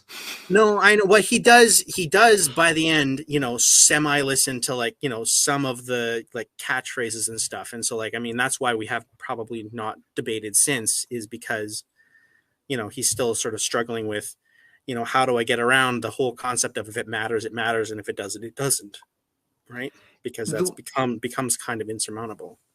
The way I always describe this, because this is like a foundational part of Sanford's genetic entropy model, is that the DFE, the distribution of fitness effects, stays constant even as mutations occur. So if it's 99.9% of mutations are harmful at one time point, you can have any number of mutations occur, and then at that time point, it's still the case that 99.9% of mutations are harmful, according to Sanford. That's just mathematically impossible, right? Because you have to hold everything constant, right? You treat just like, let's unrealistically assume that every mutation is associated with a specific fitness value. Once a mutation occurs, that mutation is now off the board, and the back mutation is now in play, right? A turns to G, that was harmful. Well, you can't do that mutation again, but that G can turn back into an A. That is necessarily beneficial now. And I always just describe this as you've got 10 red lights, and one of them turns green, and the ratio of, the probability of flipping green to red, red to green, say it's wrong in genetics to say that's a constant thing, but like, let's just assume, let's just make it a constant rate. Sure, whatever, who cares? And like, okay, the first light turns from red to green. Now, instead of being 100% of the changes are going to be red to green, right? 9 out of 10 are red to green, and 1 out of 10 is green back to red. Once you get 5 green lights, now it's, assuming the rate is equal, now it's equal. If the rate is unequal, there'll be a different equilibrium point. But at some point, there's that equilibrium point there.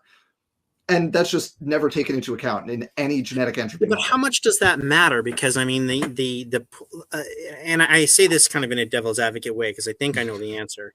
But how much does that matter? Because I mean, like, if you have enough deleterious mutations accumulate, like, maybe we'll all be dead before we reach that point. Like, that is the creationist argument. That sure, mathematically, that equilibrium point exists, but you will die from genetic entropy first, right? That's what they say in response to this. Right. We have experimental and theoretical evidence that that's not the case. But by the same token, like, I mean, I'm kind of thinking like, so, but hang on though, because if those mutations become too deleterious too quickly, then selection's going to see them and it's going to start weeding them out. And if they stay within that no selection zone, then, I mean, it may be that a lot of them can add up. Like, like, for example, Zach was saying, if they're more than 1 over the number of loci, then all of them can change. And then you have 100% chance of going back to something better.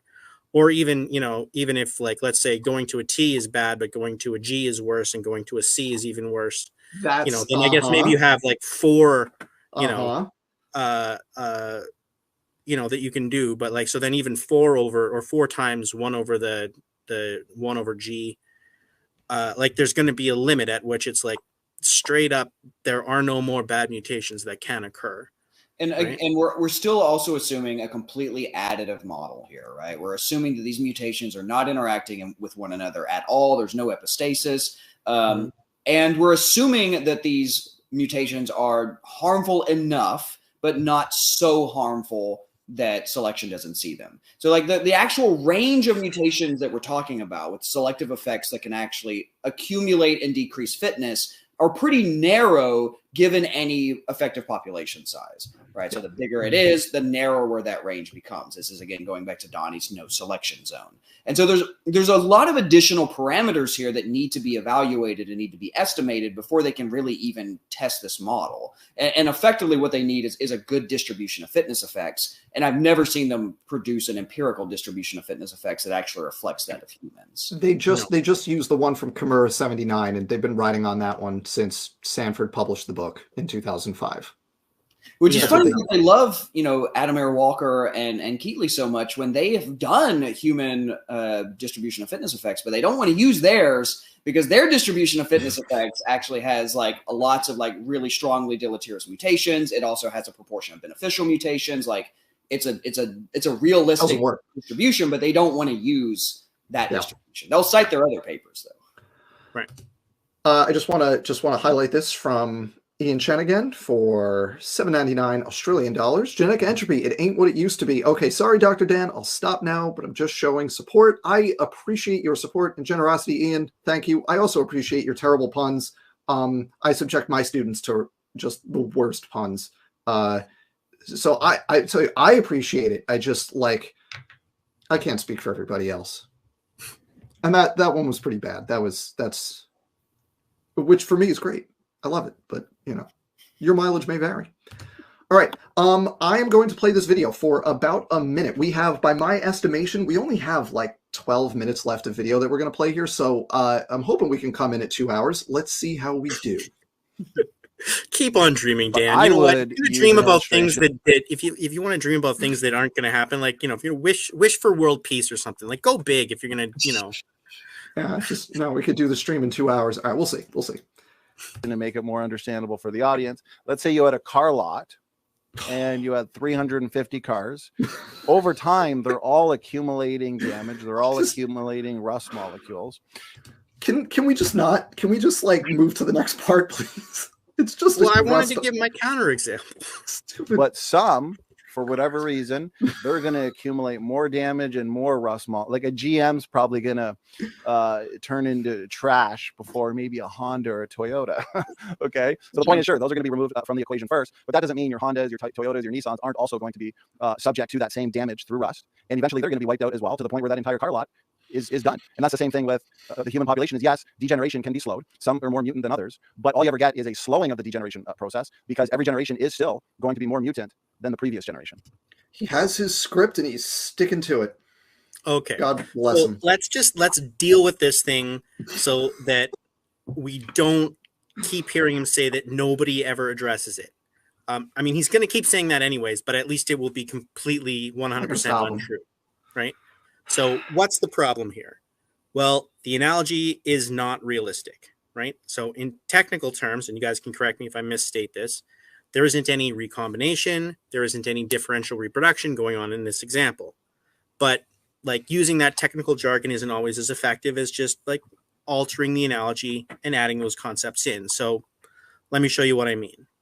Let's say every week they take all the cars apart and then they randomly reassemble them, and just pretend that all the parts are interchangeable, right? Then you take your rustiest car, you get rid of it, and you replace it with another car that has exactly the same amount of rust overall as your least rusty car. So then how long until the whole lot rusts out? The answer, I would suggest, is never. Because you're always mixing things around, and your new cars are always going to be some combination of your best parts. So relatively good parts are always being introduced to the lot, and relatively bad parts are being removed. Moreover, those rustier parts are going to be more likely to be in the overall rustiest car, because the rustier the part, the greater the chance it's going to increase the overall rustiness of the car and make it so that one gets eliminated.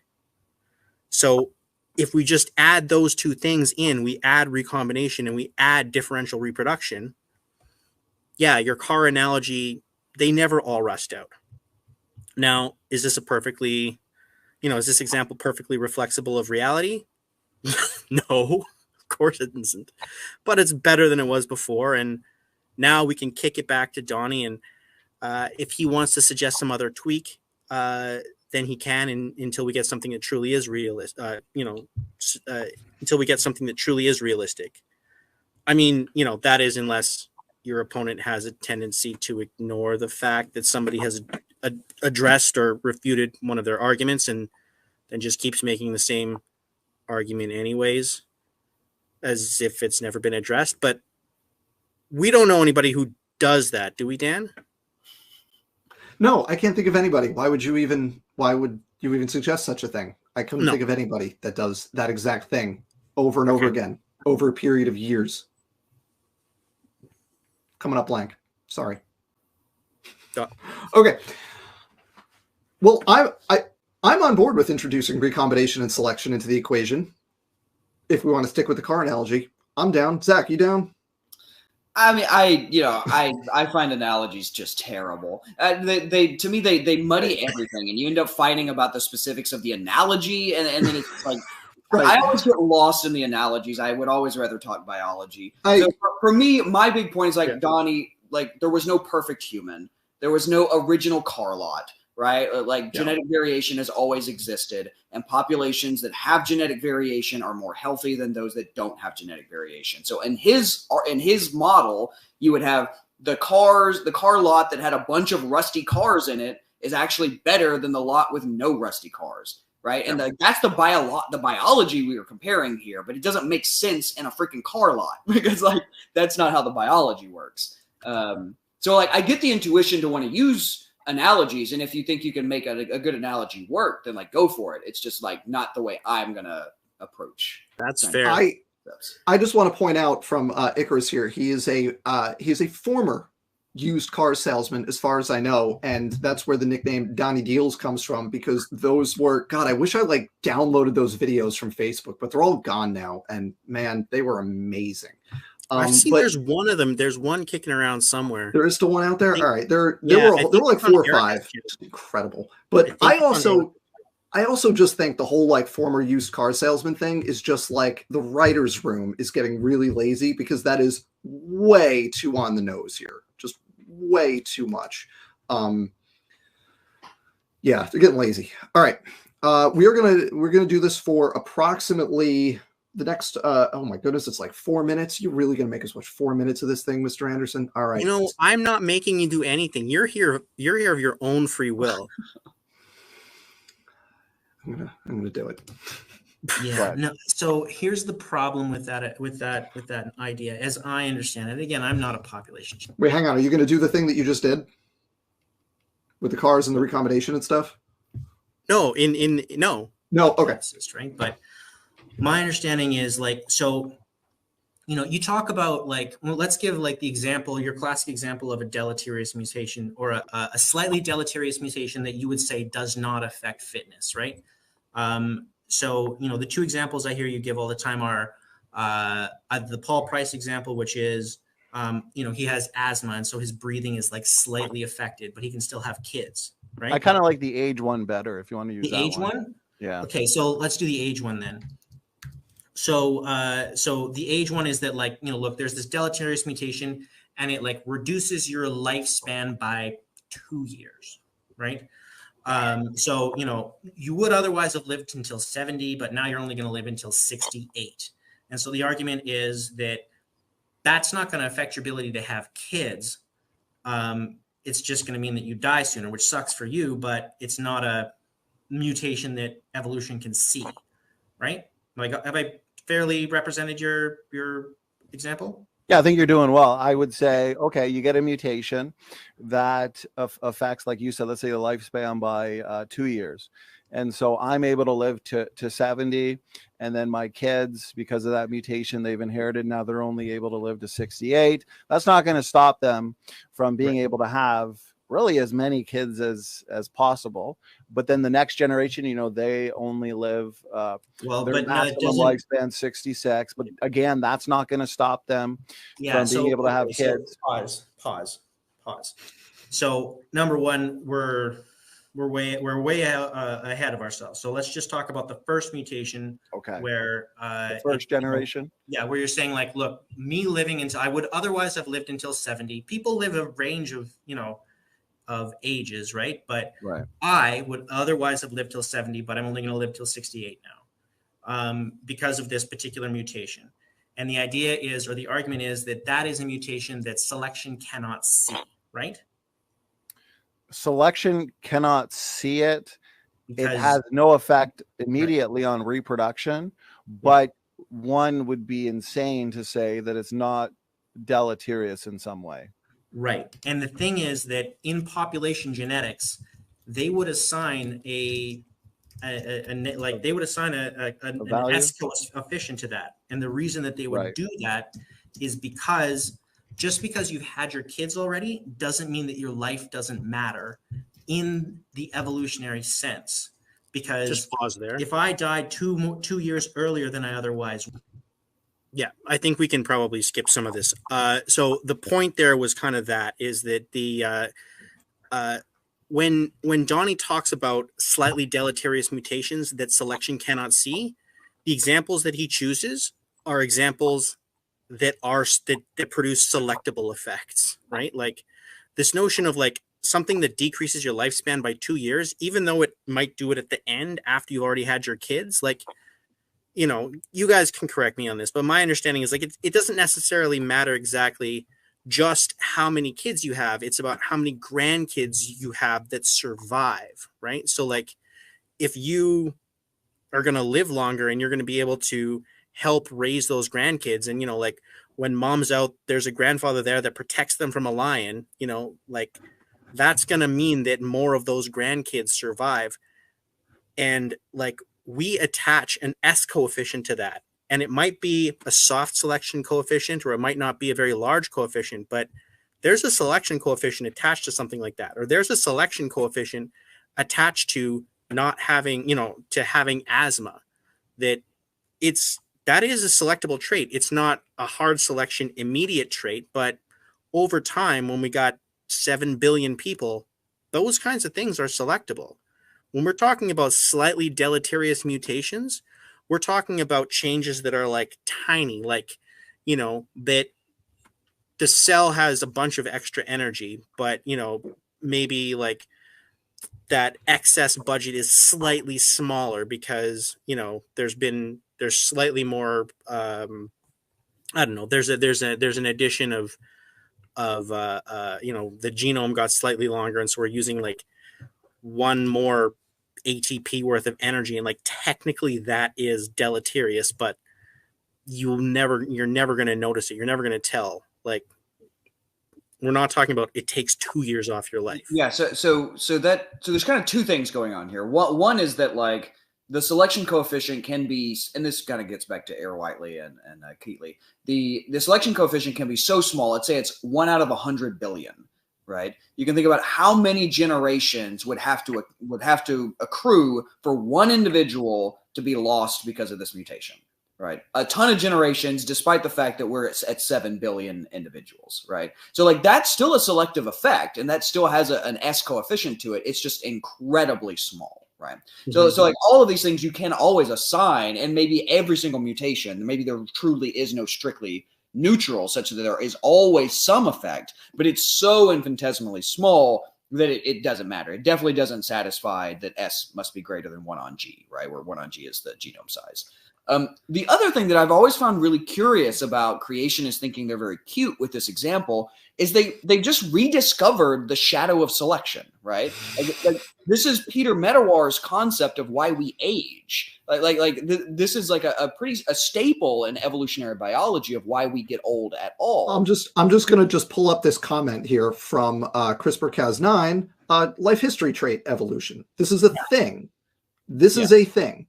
We know how this works. Like this is a well-studied thing. You can the whole concept of a post-reproductive lifespan, and for what fraction of your life are you reproductively active or caring for your kids, and then for what fraction of your life are you no longer reproductively active but still providing resources to the younger generations. Those are phenotypes that are operating under selection. Like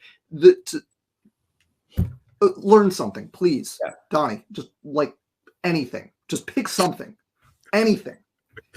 Yeah, they are. And like the reason why these are not examples of traits that fall within that no selection zone. Like by no stretch of the imagination are these unselectable traits. These two examples that they've given, those are selectable. Right? I think so. I think there's a range at which like you could live, let's say 198. Like there is some range at which losing age is so beyond, like there's so few individuals in that age class that drift is always going to be greater than selection because the number of individuals in that age class is so small. And so like you can think about, just like we think about the rate of genetic drift versus selection at a population level, you can also think about it in age classes, right? So the number of individuals alive at age 40, 50, 60, et cetera, eventually you get to such a high age that so few individuals alive or so few individuals are still around because of just like chance processes have killed them by this point, right? That like no matter how bad the mutation is or how much it would take off their life, it's going to persist just because drift is always more powerful if your N is 10. Right? Like there's, maybe 10 people alive in the world that are 110 years old, right? Like that's such a ridiculous age. And so like, if you had a mutation that you gave to your child that made them live to 105, like that's going to get passed on as if it's totally neutral because there's so few individuals to select between. Does that make sense? Right. Sure. But if we're talking about 70 to 68, or we're talking about 50 to 40, 45 or something, that's quite different. Exactly. And there are like historically, like especially males will still be having children historically or in those ages. So that's like still a reproductive age for many males throughout human history. But like Dan brought up this important point is that there's also a kin selection component to this, right? And that if I have a high probability, which you do, right? It's a 50% probability that I gave a particular allele to grandchildren or, great-grandchildren, et cetera. If I'm around to help them out, then I'm actually increasing the probability that that allele gets passed to further generations. And so there's still a selective effect there. In humans, it's probably not super strong because our effective size is relatively small. But in other organisms that have really big population sizes, like this sort of grandmother effect can have a really big impact on why you see these social systems evolve. I want to just point out two quick things here and then highlight a couple comments. But somebody in the chat here said you hitting the pause button on Donnie's script, which is exactly right. And like, yes, I am a fan of that kind of approach as well, of like, stop, we know the script, like talk like a human, don't just read your script. And then the technique that you have highlighted on your channel, you're doing here, the very specific like cross-examination technique of, do you agree with this? Yes. Do you agree with this? Yes. And like leaving Donnie in this case very little leeway to kind of wiggle out of the specific thing you're talking about. I want everybody to note that technique. And if you ever find yourself in a room like this, because I know the people here, we all have the same problem to some degree, that we like to argue with creationists. So I want to just highlight some of the techniques that we can all kind of pick up from Mr. Anderson here. And well, let's talk a little bit about that then. Hang on just one second. I do want to just highlight Dr. Tapioca Weasel, new channel member. Thank you. If you're a member, you get access to pre-recorded videos early whenever I upload them. There's one available right now. And then Michael Apple, $5 super chat. Paying for the immense patience of Dr. Dan seems only fair. I just want to also spread that to Zach and Mr. Anderson because man, it just crimes against population genetics are being committed here. Sorry, Mr. Anderson, please go ahead. Talk about debate techniques here. Just so that I can, kind of add a little bit of my, expertise in this, because most of this has been, you guys telling me about population genetics. So like, in terms of, there's a couple of things that are going on in this past segment, right? So one of the things that Dan was talking about in terms of, you agree with this, right? You agree with this, right? Those are called leading questions, right? And you probably often heard like, objection, leading the witness. That's for your witnesses, right? So you're not allowed to do that when it's your witness. And the reason for that is that the court doesn't want to hear the story coming out of the lawyer's mouth. So if it was like, and then you went to the house, right? Yes. And then you picked up a knife, right? Yes. And then you stabbed the guy, right? Yes. It's like, I don't want to hear it from you. I want to hear it from him. So that's why it's not allowed in direct when it's your witness. When it's the other guy's witness, you always lead. And so in this context, with a, with somebody like a creationist who's resistant to, saying anything, bury the answer that you're looking for in the question so that there's no room. Like it's a yes or no question, right? I'm giving you a fact and I'm feeding it to you and I'm asking you whether it's true. It's like, are you putting words in my, I had somebody actually say this to me once. in a real cross examination. They're like, "You're putting words in my mouth." I'm like, "Yes, I am," and I'm asking you, are those words true? That's how we do it. And then the other thing that I'm doing, because Johnny has a tendency, especially when he starts to get uncomfortable, of like going off on just a rant and a run and saying like 10 interestingly wrong things, right? And then he'll just keep, if you let him go, he'll just keep going. He'll be like, I'm getting to the point. I'm getting to the point. And so like to forestall that, what I tended to do, especially in this debate, is when he started to ramble, and you know, like once he switched to topic number 2, I would just say, "You've lost me." You know, like I am not good. I following like you. that. There's no point in you continuing to talk because I do not understand what you're saying. I can't relate it back to like we're not together anymore. You're gonna like you may be there. You need to come back and pick me up, right? Because there's either you've said something, you know, you've assumed something that is not actually, you know, true. You said something that I don't think is correct, or I don't understand what you're saying. We need to go back and address whatever that is that I have a problem with. Otherwise, we're not on the same train, right? I like that approach a lot. I dig that. I think I'm trying to use that one. You lost me. Go back. Try again. Stick with that one thing. Yeah, I like that a lot. All right. I jumped us forward a bit. So we have looks like about 2 minutes, 3 minutes. You want to talk about the statistics thing? Or do you want to just jump to the next? So I was going to go. I ththought we were done with that last segment, and we're going to jump to the next one that was up a little bit, and then we only have 5 total minutes left of debate here on our little time points that we've annotated. So we're going to hit about 2 minutes here, and then we'll jump a little bit, and we'll have about a minute, and then we'll jump again, and we'll have about 2 more minutes, and you know, folks, I see there's 84 people. What is wrong with all of you? We've been doing this for 2 hours, and there's 84 of you here for my time, almost midnight. Thank you all for being here. Thank you. I appreciate it. This is fantastic. I'm having a great time, Zach and Mr. Anderson. I hope you are. Let's keep watching. This has been an absolute joy for me. This is the pinnacle of my YouTube career thus far. Keep going up from there. So let's watch. What are we up to? About 2 minutes of this, and then we'll see. To make a point about what I see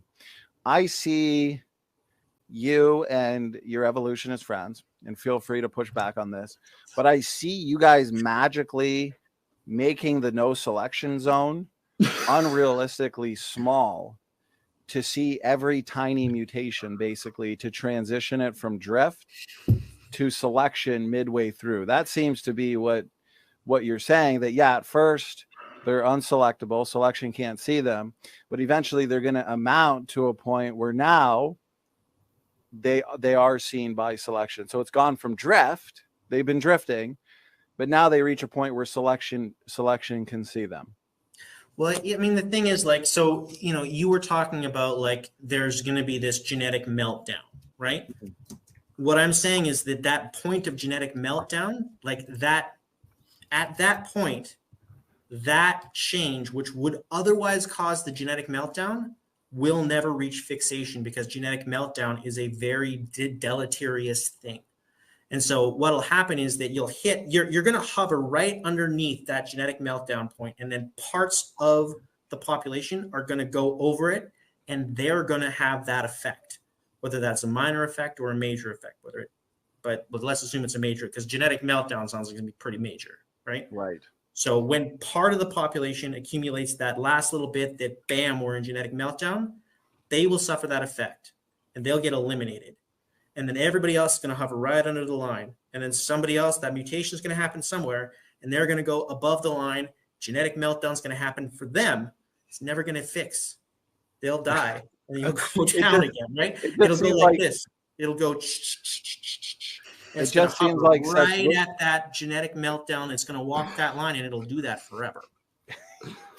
It seems like hope, dream, and imagine, right? That whales. No. So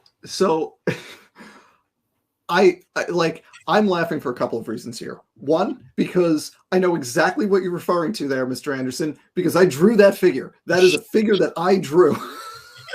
I'm aware.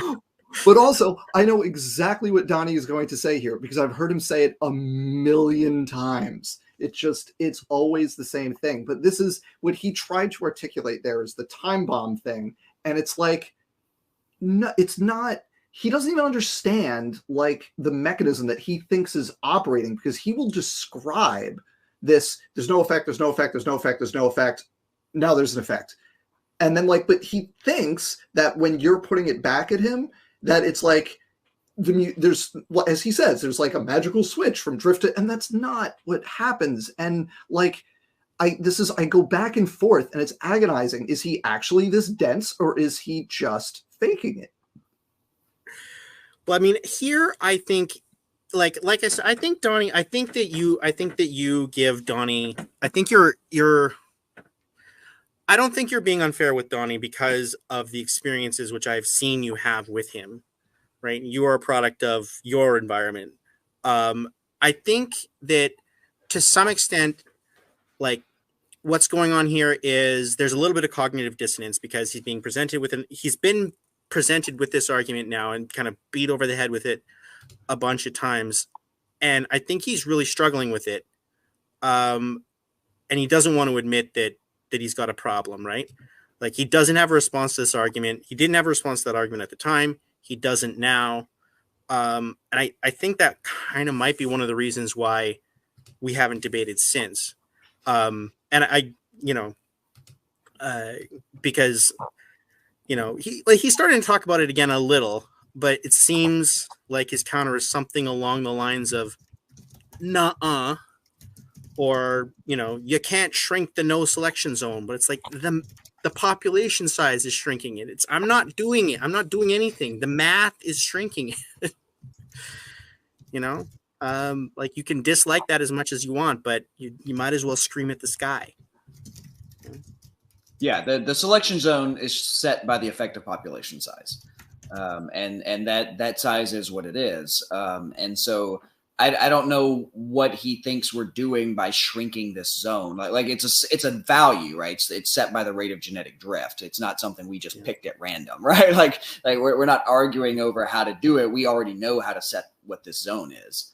So yeah, I don't know. And if you got 8 billion people, then any of the mutations that get through that gauntlet they're going to be very, very close to neutral because selection's very efficient at that population size. So I'm gonna take this opportunity to put up the poll that I teased at the beginning here because we've seen a whole lot of this, and we all have opinions, and I think some of them are conflicting opinions. My opinion changes minute to minute sometimes as we watch this stuff. So tell me what you think. Does he not understand any of it? Does he know better and he's just lying? Is he faking the whole shtick? I don't know. Tell us what you think, everybody. I'll close the poll at some point. So I jumped us ahead here. We just have about a minute-ish for this part, and then we'll chat again. Genetic diversity, right? But right. What I'm saying is that I've never heard as usual. Yeah, as usual. I've never heard a creationist ever say that any mutation was good ever, right? Like I've seen like evolutionists give examples of like nyelinase. Nope, that's not good. Citrate. Nope, that's not good. Because nope, that's not good. Like they're all not good. It's context dependent though, so it can be good. If it's context dependent, then the whole model of genetic entropy falls apart. I just want to start there. What he just said, that one sentence, 4 words, it's context dependent though. That means genetic entropy doesn't work. Right. Like just straight up. And he doesn't understand it. Yeah. I think like the point here for me is like you know, people talk about, and this kind of, it gets very quickly into this philosophical concept of information, right? And whether or not information is a thing, and whether or not there's any mutation that can create new information. And my view on this has become, I don't think information as they define it exists at all, nor is it necessary for evolution. Like, just straight up, you want me to show you new information? Show me existing information. I don't think it exists, because I think that here's the problem. I think this is when the creationists say information, what they mean is ideas, right? And ideas are things that have to be created by a mind. And so in order for there to be a new idea, a mind has to put that new idea in there. And so it's impossible for random things to create new ideas. It just doesn't happen. When evolutionists say information, we mean data. And data can be created whenever there is, you know, a change. If there's a duplication event in a genome, that's new data. If that duplication event subsequently undergoes a mutation, that's new data. To us, that's information. To them, it cannot be, right? And so, like, asking us to show where there are new ideas from a mind that are written into a genome, when we don't think that there are any at all to start with, is dumb. I mean, there comes a point to where they are just putting their heads in the sand, right? I mean, like, we have given them countless examples, and there are literally thousands of studies of this, right? Like, there are whole subfields that are dedicated to the evolution of new genes. Like, there are entire subfields of this. There are review papers of like hundreds of studies that have done this. We've seen them from completely non-coding areas, so just arising completely de novo, right? We've seen them from duplications. We've seen them from like retro elements being inserted and co-opted. We've seen new genes emerge in so many ways, both in nature and in the lab. It's just like, at this point, like, no definition can possibly satisfy them, because they just are rejecting every feasible biochemical way that it could happen in the first place, right? And creationists will occasionally be honest about that. So, like Paul Price, when I chatted with him back in the fall, like, and we were talking genetic entropy, and at some point I just said, stop, like, you're saying information, you got to quantify that, you got to define it. And his answer, with some pushing, was to say, we can't. He just straight up copped to it, said, we creationists cannot define information. It was kind of a, you know it when you see it sort of thing. Yeah. It's like, okay, thanks for playing. We're done then. I said to Ken Hovind at some point, I was like, go outside, get me a bucket of information. Paint it red. I do need to just highlight a super chat from Pibblepunk, half dog, half canine, which I love. That's fantastic. So you get like the half human, half ape thing. It's the same formulation there. Among the concepts they refuse to understand, it's not survival of the fittest, it's survival of the good enough. That is an important kind of concept when we're talking about genetic entropy. You know, we're not doing this like optimal genome thing. And we've always been, Mr. Anderson has been describing being right on this edge of where you're good, you're not good. And like, all life has always been right on that edge. And the way to think about evolution is building up to it rather than degrading towards it, right? We're always building up, right? As from the origins of life, you achieve a certain degree of heritable biochemical activity. You're building up to that standard, that thing that we call life that replicates, you know, and it's crossing that line from the bottom, not falling through it from the top. And as Zach said earlier, creationists have this misconception that there's this perfect genome up here and we're degrading from that. And that's just like, that's 180 degrees from how all this stuff actually works. We have just a couple more minutes here. We have, let's see, we'll go to 1. Here we go. Okay, we have about 2 to 3 minutes here. And then, friends, this is our last segment that we're going to watch. So here we go. Genetic entropy is identical to their argument for evolution over time. But let me ask you something real quick. You lost me on that one. Let me Well, ask hey, you, T-Roy, is this what feel you're like- saying? Because now they want to make that no selection zone even smaller. I just need to say this is a deep cut if you're not a political obsessive like I am, but he's doing the Marco Rubio in New Hampshire thing where he like glitched out and just said the same thing like 4 times in a row in like a 15-minute span. In that this was back in 2016 in a primary debate. It was the Chris Christie Marco Rubio murder suicide on the debate stage. And like he's doing the thing where he just like buzzword, I'm going to say the same thing I've said 4 times already in this. How many times has he said that already with no selection zone? That's the only, like, that's his objection to this argument is we are shrinking the no selection zone. And I'm like, I mean, yeah, that we are, and that's bad for you. And I get that, but there's nothing you can do to stop it. Are you putting words in my mouth? Yes.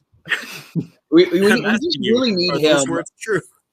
We really need him to tell us exactly what defines the no selection zone, and not in like these wishy-washy phrases. Like, be very precise and tell me exactly what defines the no selection zone. I would love for him to do. Well, that. Zach, he's been, he's going to invite you on at some point. The letter's in the mail. We've been waiting on it for a while, but apparently it's going to happen. And what you should say is, like Donnie, I'm going to bring my whiteboard. You bring a whiteboard. We'll walk through it together. We will. Donnie, I will walk you through the math. Please, I will walk you through it. We could do like a 2-on-2, you and me and Paul Price and Donnie. We could do it. I'd love that. I would watch that. I would watch. Because enough mutations amount to where now they are subject to selection, and so they're just nearly neutral, right? Well, that was one of the other points I was going to make too, though, is because because now that's fewer mutations drifting to fixation to help with forward evolution. No, it's just that it's no. Yes, Donnie, yes. no. That you're missing. Just forward evolution, bingo / shrink. Shrink that no selection zone. What I'm saying is that as the population gets larger, the mutations which are selectable also increases, and so the mutations which drift to fixation, if they're selectable, they're not subject to genetic drift, though. Exactly. So the ones that make it to fixation are closer and closer to neutral. Their deleteriousness I just want to say decreases as the population you're undermining the whole basis of the molecular clock, because now you have fewer mutations reaching fixation because now they are under selection. But you need more mutations reaching fixation. But now they've gone from nearly neutral to, well, you call them nearly neutral because eventually they can be subject to selection, and so now they're not subject to drift. Now they're not going to drift to fixation. Here's the solution to that problem. Just hang on, T-Rock. I got this one. Here's the solution to that problem. Do you remember you showed me a slide before and it said that the number of neutral mutations which are going to reach fixation is not going to be dependent upon population size, because as the population size increases, selection increases, but also the number of mutations which are introduced increases. Right. So the way that the neutral mutations, that there are still the same number of neutral mutations that reach fixation, even though selection is going to see a larger percentage of them, is that the number of neutral mutations which are introduced to the population will increase corresponding to the increase. I would argue that those mutations that are reaching fixation are still slightly deleterious, and we could go down the route of junk DNA all day. So here's how you know you got him, is that in the span of like 30 seconds of talking, he introduced 2 different topics that were not the thing that you're talking about, right? He does junk DNA and he does molecular clock. And just need to point that out, everybody. This right there is the classic Gish Gallop. Oh, we're going to talk about this other thing, right? Now you got to chase me down that rabbit hole. No. You got to stay on topic, please. So the reason I wanted you to play this clip is because this is sort of my proudest moment, because the thing about the molecular clock, where he kind of threw that at me, is like, you're undermining the molecular clock. I came up with the response to that in real time. Like, I had not heard that argument before. I didn't have that figured out. I figured that out in that moment. I was like, oh no, like this makes sense. Yeah, just go back to that slide. This is the end. You know, this is the response. And I was like, good job, Mr. Anderson. That was a nice one. Yeah, Donnie says this all the time, right? That as soon as we say, you know, like purifying selection is removing any of these deleterious variants, then he quickly pivots to, well, you've then undermined the molecular clock, right? Which he seems to fail to understand that the existence of the molecular clock is not dependent on any explanation as to why the molecular clock exists. So when Kimura derived the expectation for why a molecular clock exists based on the rate of drift, he did that ad hoc. Like we already could observe a linear relationship between, you know, genetic divergence and time, right? So if there's a linear relationship, there is a molecular clock. Why is there a molecular clock? Kimura said that it was drift. Another possible explanation is that you have an equal number of deleterious mutations that occur every generation, and that selection is constantly sort of purging those. And so you have this low level of sort of background mutations that go to fixation. And this is the same constant rate of an accumulation, just like you would expect under drift. So selection can lead to a molecular clock in the same way that drift can. So it's not that it's undermining the molecular clock, it's just undermining one particular explanation of the molecular clock, and that's the drift explanation. I don't think Donnie would understand that. If you were to say that to him, I thought I said that like in pretty basic terms. No, I'm not. No, I think you did a great job explaiing that. You're an excellent science communicator. That's not the problem. Right. That's the problem here is yeah, that was an excellent Also, if Donnie would just have me on to talk about this and we could just chat about it, you know, maybe I can help clarify some of this with him. Sweet summer child, thinking that would work. I bless your heart. That was great because that was like the kind of thing that I would. It was like a little mini creation myth in there. Like having selection undermines the molecular clock. I'll just play that and I'll be good. That'll be a video at some point. Hey, clip it. That's I mean, you have my permission. There we go. I also just want to point out that Mr. Anderson has a video on his channel called Stay on Target with the exact correct thumbnail that is basically about this of like, hi, you're jumping around. You need to focus on this exact one thing. Like, stop talking about other things that are not the thing that we're talking about. And because, I'm pink that you've watched my videos. That's I am on spring break right now. I had on my to-do list, watch Mr. Anderson's videos. And yeah, I dig it. I people should go watch them. I also, because it's late and we're a little loose here, so I'm gonna just highlight this comment because somebody gets me. This is the thing that Marco Rubio glitched out on, but he was talking about President Obama at the time, and I just Pegajace. I hope I pronounced that correctly. You get me. Thank you. And let's dispel once and for all with this fiction that Barack Obama doesn't know what he's doing. He knows exactly what he's doing. But I would add this, let's dispel with this fiction that Barack Obama doesn't know what he's doing. He knows exactly what he's doing. We are not facing a president that doesn't know what he's doing. He knows what he is doing. This notion that Barack Obama doesn't know what he's doing is just not true. There it is. He knows exactly what he's doing. The memorized 25-second speech. Well, I think anyone who believes that Barack Obama isn't doing what he's doing on purpose doesn't understand what we're dealing with here. All right. The result of the poll. Oh, the result of the poll was in third place with 15%. Donnie is faking the whole Yek shtick, which I think that's probably the least likely explanation. In second place with 31%, Donnie does not understand any of this. And in first place with 53%, Donnie knows better and is lying. Oh. And I tell you, I go back and forth between those top two there. I go back and forth. I really genuinely do. And I don't know the answer because there's only so many times somebody can, like Zach just did, like explain something very clearly. And then you subsequently just say the wrong thing again. There's only so many times that you can do that. And I start to think you're just BSing everybody, right? Like, and I've seen this dance done a number of times. Stuff can be two things. Yeah, I don't know, man. Right? Like, I mean, maybe sometimes it's one and sometimes it's the other, and sometimes, you know. Folks, it has been, we're coming up on 2 hours, 20 minutes here, folks, and we have gone through a big chunk of that genetic entropy debate between Donnie Deals and Mr. Anderson. So I'm going to take us out here. What I want to do is first thank you all. There's still 76 of you here. Thank you all for being here and spending this time with us. I've had a grand old time. I hope you've all enjoyed it too. Before we go, Mr. Anderson, you again have a newly minted YouTube channel. Tell everybody what's coming up, what's on the horizon, what your deal is. Make the pitch.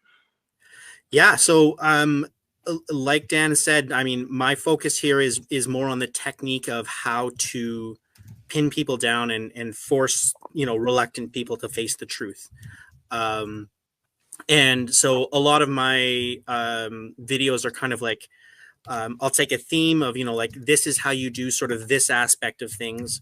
And I'll take highlights from debates that I've actually done where you can see somebody who knows what they're doing, actually doing the thing that I'm saying to do, and you can see it working against people who are good at dodging. So, like, I mean, a bunch of my debates, or a bunch of the examples I've taken from recently are like Kent Hovind, who is good at dodging, right? And I'm like, I pin him down anyways, because I'm doing this methodically, and it's not an accident, and it's not, there's technique to this. So it's about trying to nail those things down. And I think the next one is probably going to be Follow the White Rabbit,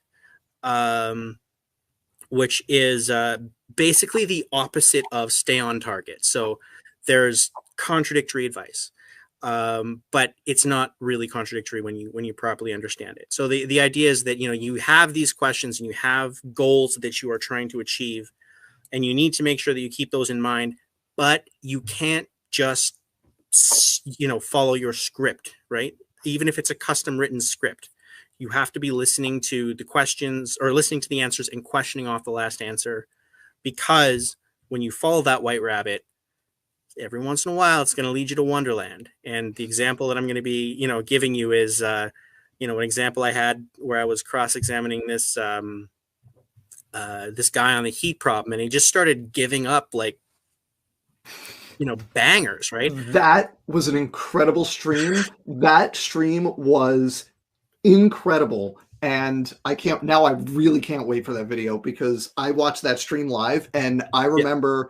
and I was chatting with some friends while we were all watching it, having just a grand old time. And that guy came in there to solve the heat problem, and he was just like, nope, got nothing.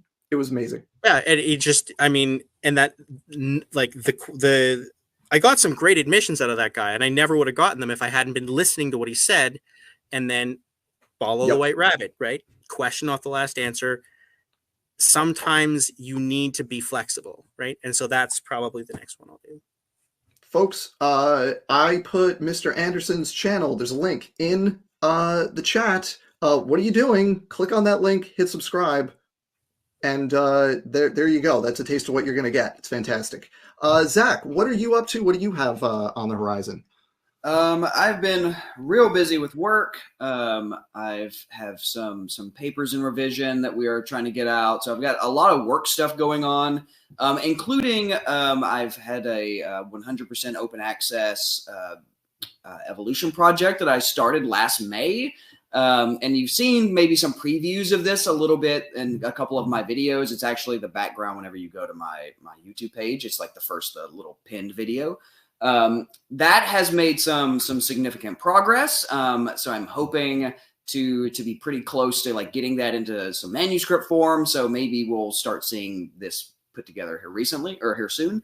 The next video that I'm working on is continuation in my causes of evolution. So we're going to go back to some math. We're going to do gene flow is the next mechanism we're going to talk about. Which is my favorite one. At all. I'm very excited now. So gene flow is I'm technically a spatial population geneticist. I work on populations that live in sort of continuous space. So gene flow is like my bread and butter. So we're going to get into not only sort of like the basic migration models, but I'm also going to talk to you a little bit about a model that I've developed since I've been a postdoc here. So I'm really excited to try to like bring that down, share it to everybody on YouTube. So that's the next thing that I'm doing. That's awesome. I look forward to that. The Mechanisms of Evolution series is great. Everybody, just like in terms of just like background, be fluent in kind of the general underlying things that are driving all this stuff we're talking about. Hard to beat that series. Everyone should check it out. Zach's channel link is also in the chat. Once again, if you are not subscribed, what are you even doing here? Click it, hit subscribe. There's a bunch of you here. Just go do it. And then for me, I have I have a video that's ready to go. Recorded it, got it edited and uploaded just a couple days ago because spring break, I get to do stuff. So next week I have a video. It's already there for channel members, and everyone else will get it next Wednesday. It's a kind of fun one. I like it. It's actually kind of funny. Some of the stuff we talked about today comes up in the one next week. And then I have another thing on the horizon that I don't have a date for yet, but I can't wait. I'm really excited about it, and I will share more when I can. I'm very excited to share it with all of you. I'm hoping I can do that very soon. And I'm just going to leave it at that. It's going to be great. So with that, everybody, thank you all so much for being here. Thank you, Zach. Thank you, Mr. Anderson. This is just a delightful 2.5 hours to spend with the two of you and our friend Donnie. And we are going to call it a night, everybody. I hope you all have a good night. Stay safe. Subscribe to everybody here. Do all the algorithm-friendly things for everybody. And I'll see you next week, I hope. See you whenever. Bye, everyone. Have a good night. So there you go, everyone. That was my debate review. Much more of a technical review than a technique review, which is what I usually do. But don't worry, we'll be getting back to the technique reviews very soon. Follow the White Rabbit is still coming up, and that is going to be a good one. And in the meantime, please like, comment, and subscribe to my budding YouTube channel. And if you haven't already, head over to Dr. Dan at Creation Myths and Zach Hancock at Talk PopGen, two excellent resources for anybody who actually wants to understand the science behind the debates that we're talking about. And by the way, understanding the science or understanding the subject matter with respect to any debate is absolutely key. And one of the fun things about doing debates. So I hope you guys enjoyed this, and I look forward to seeing you again soon.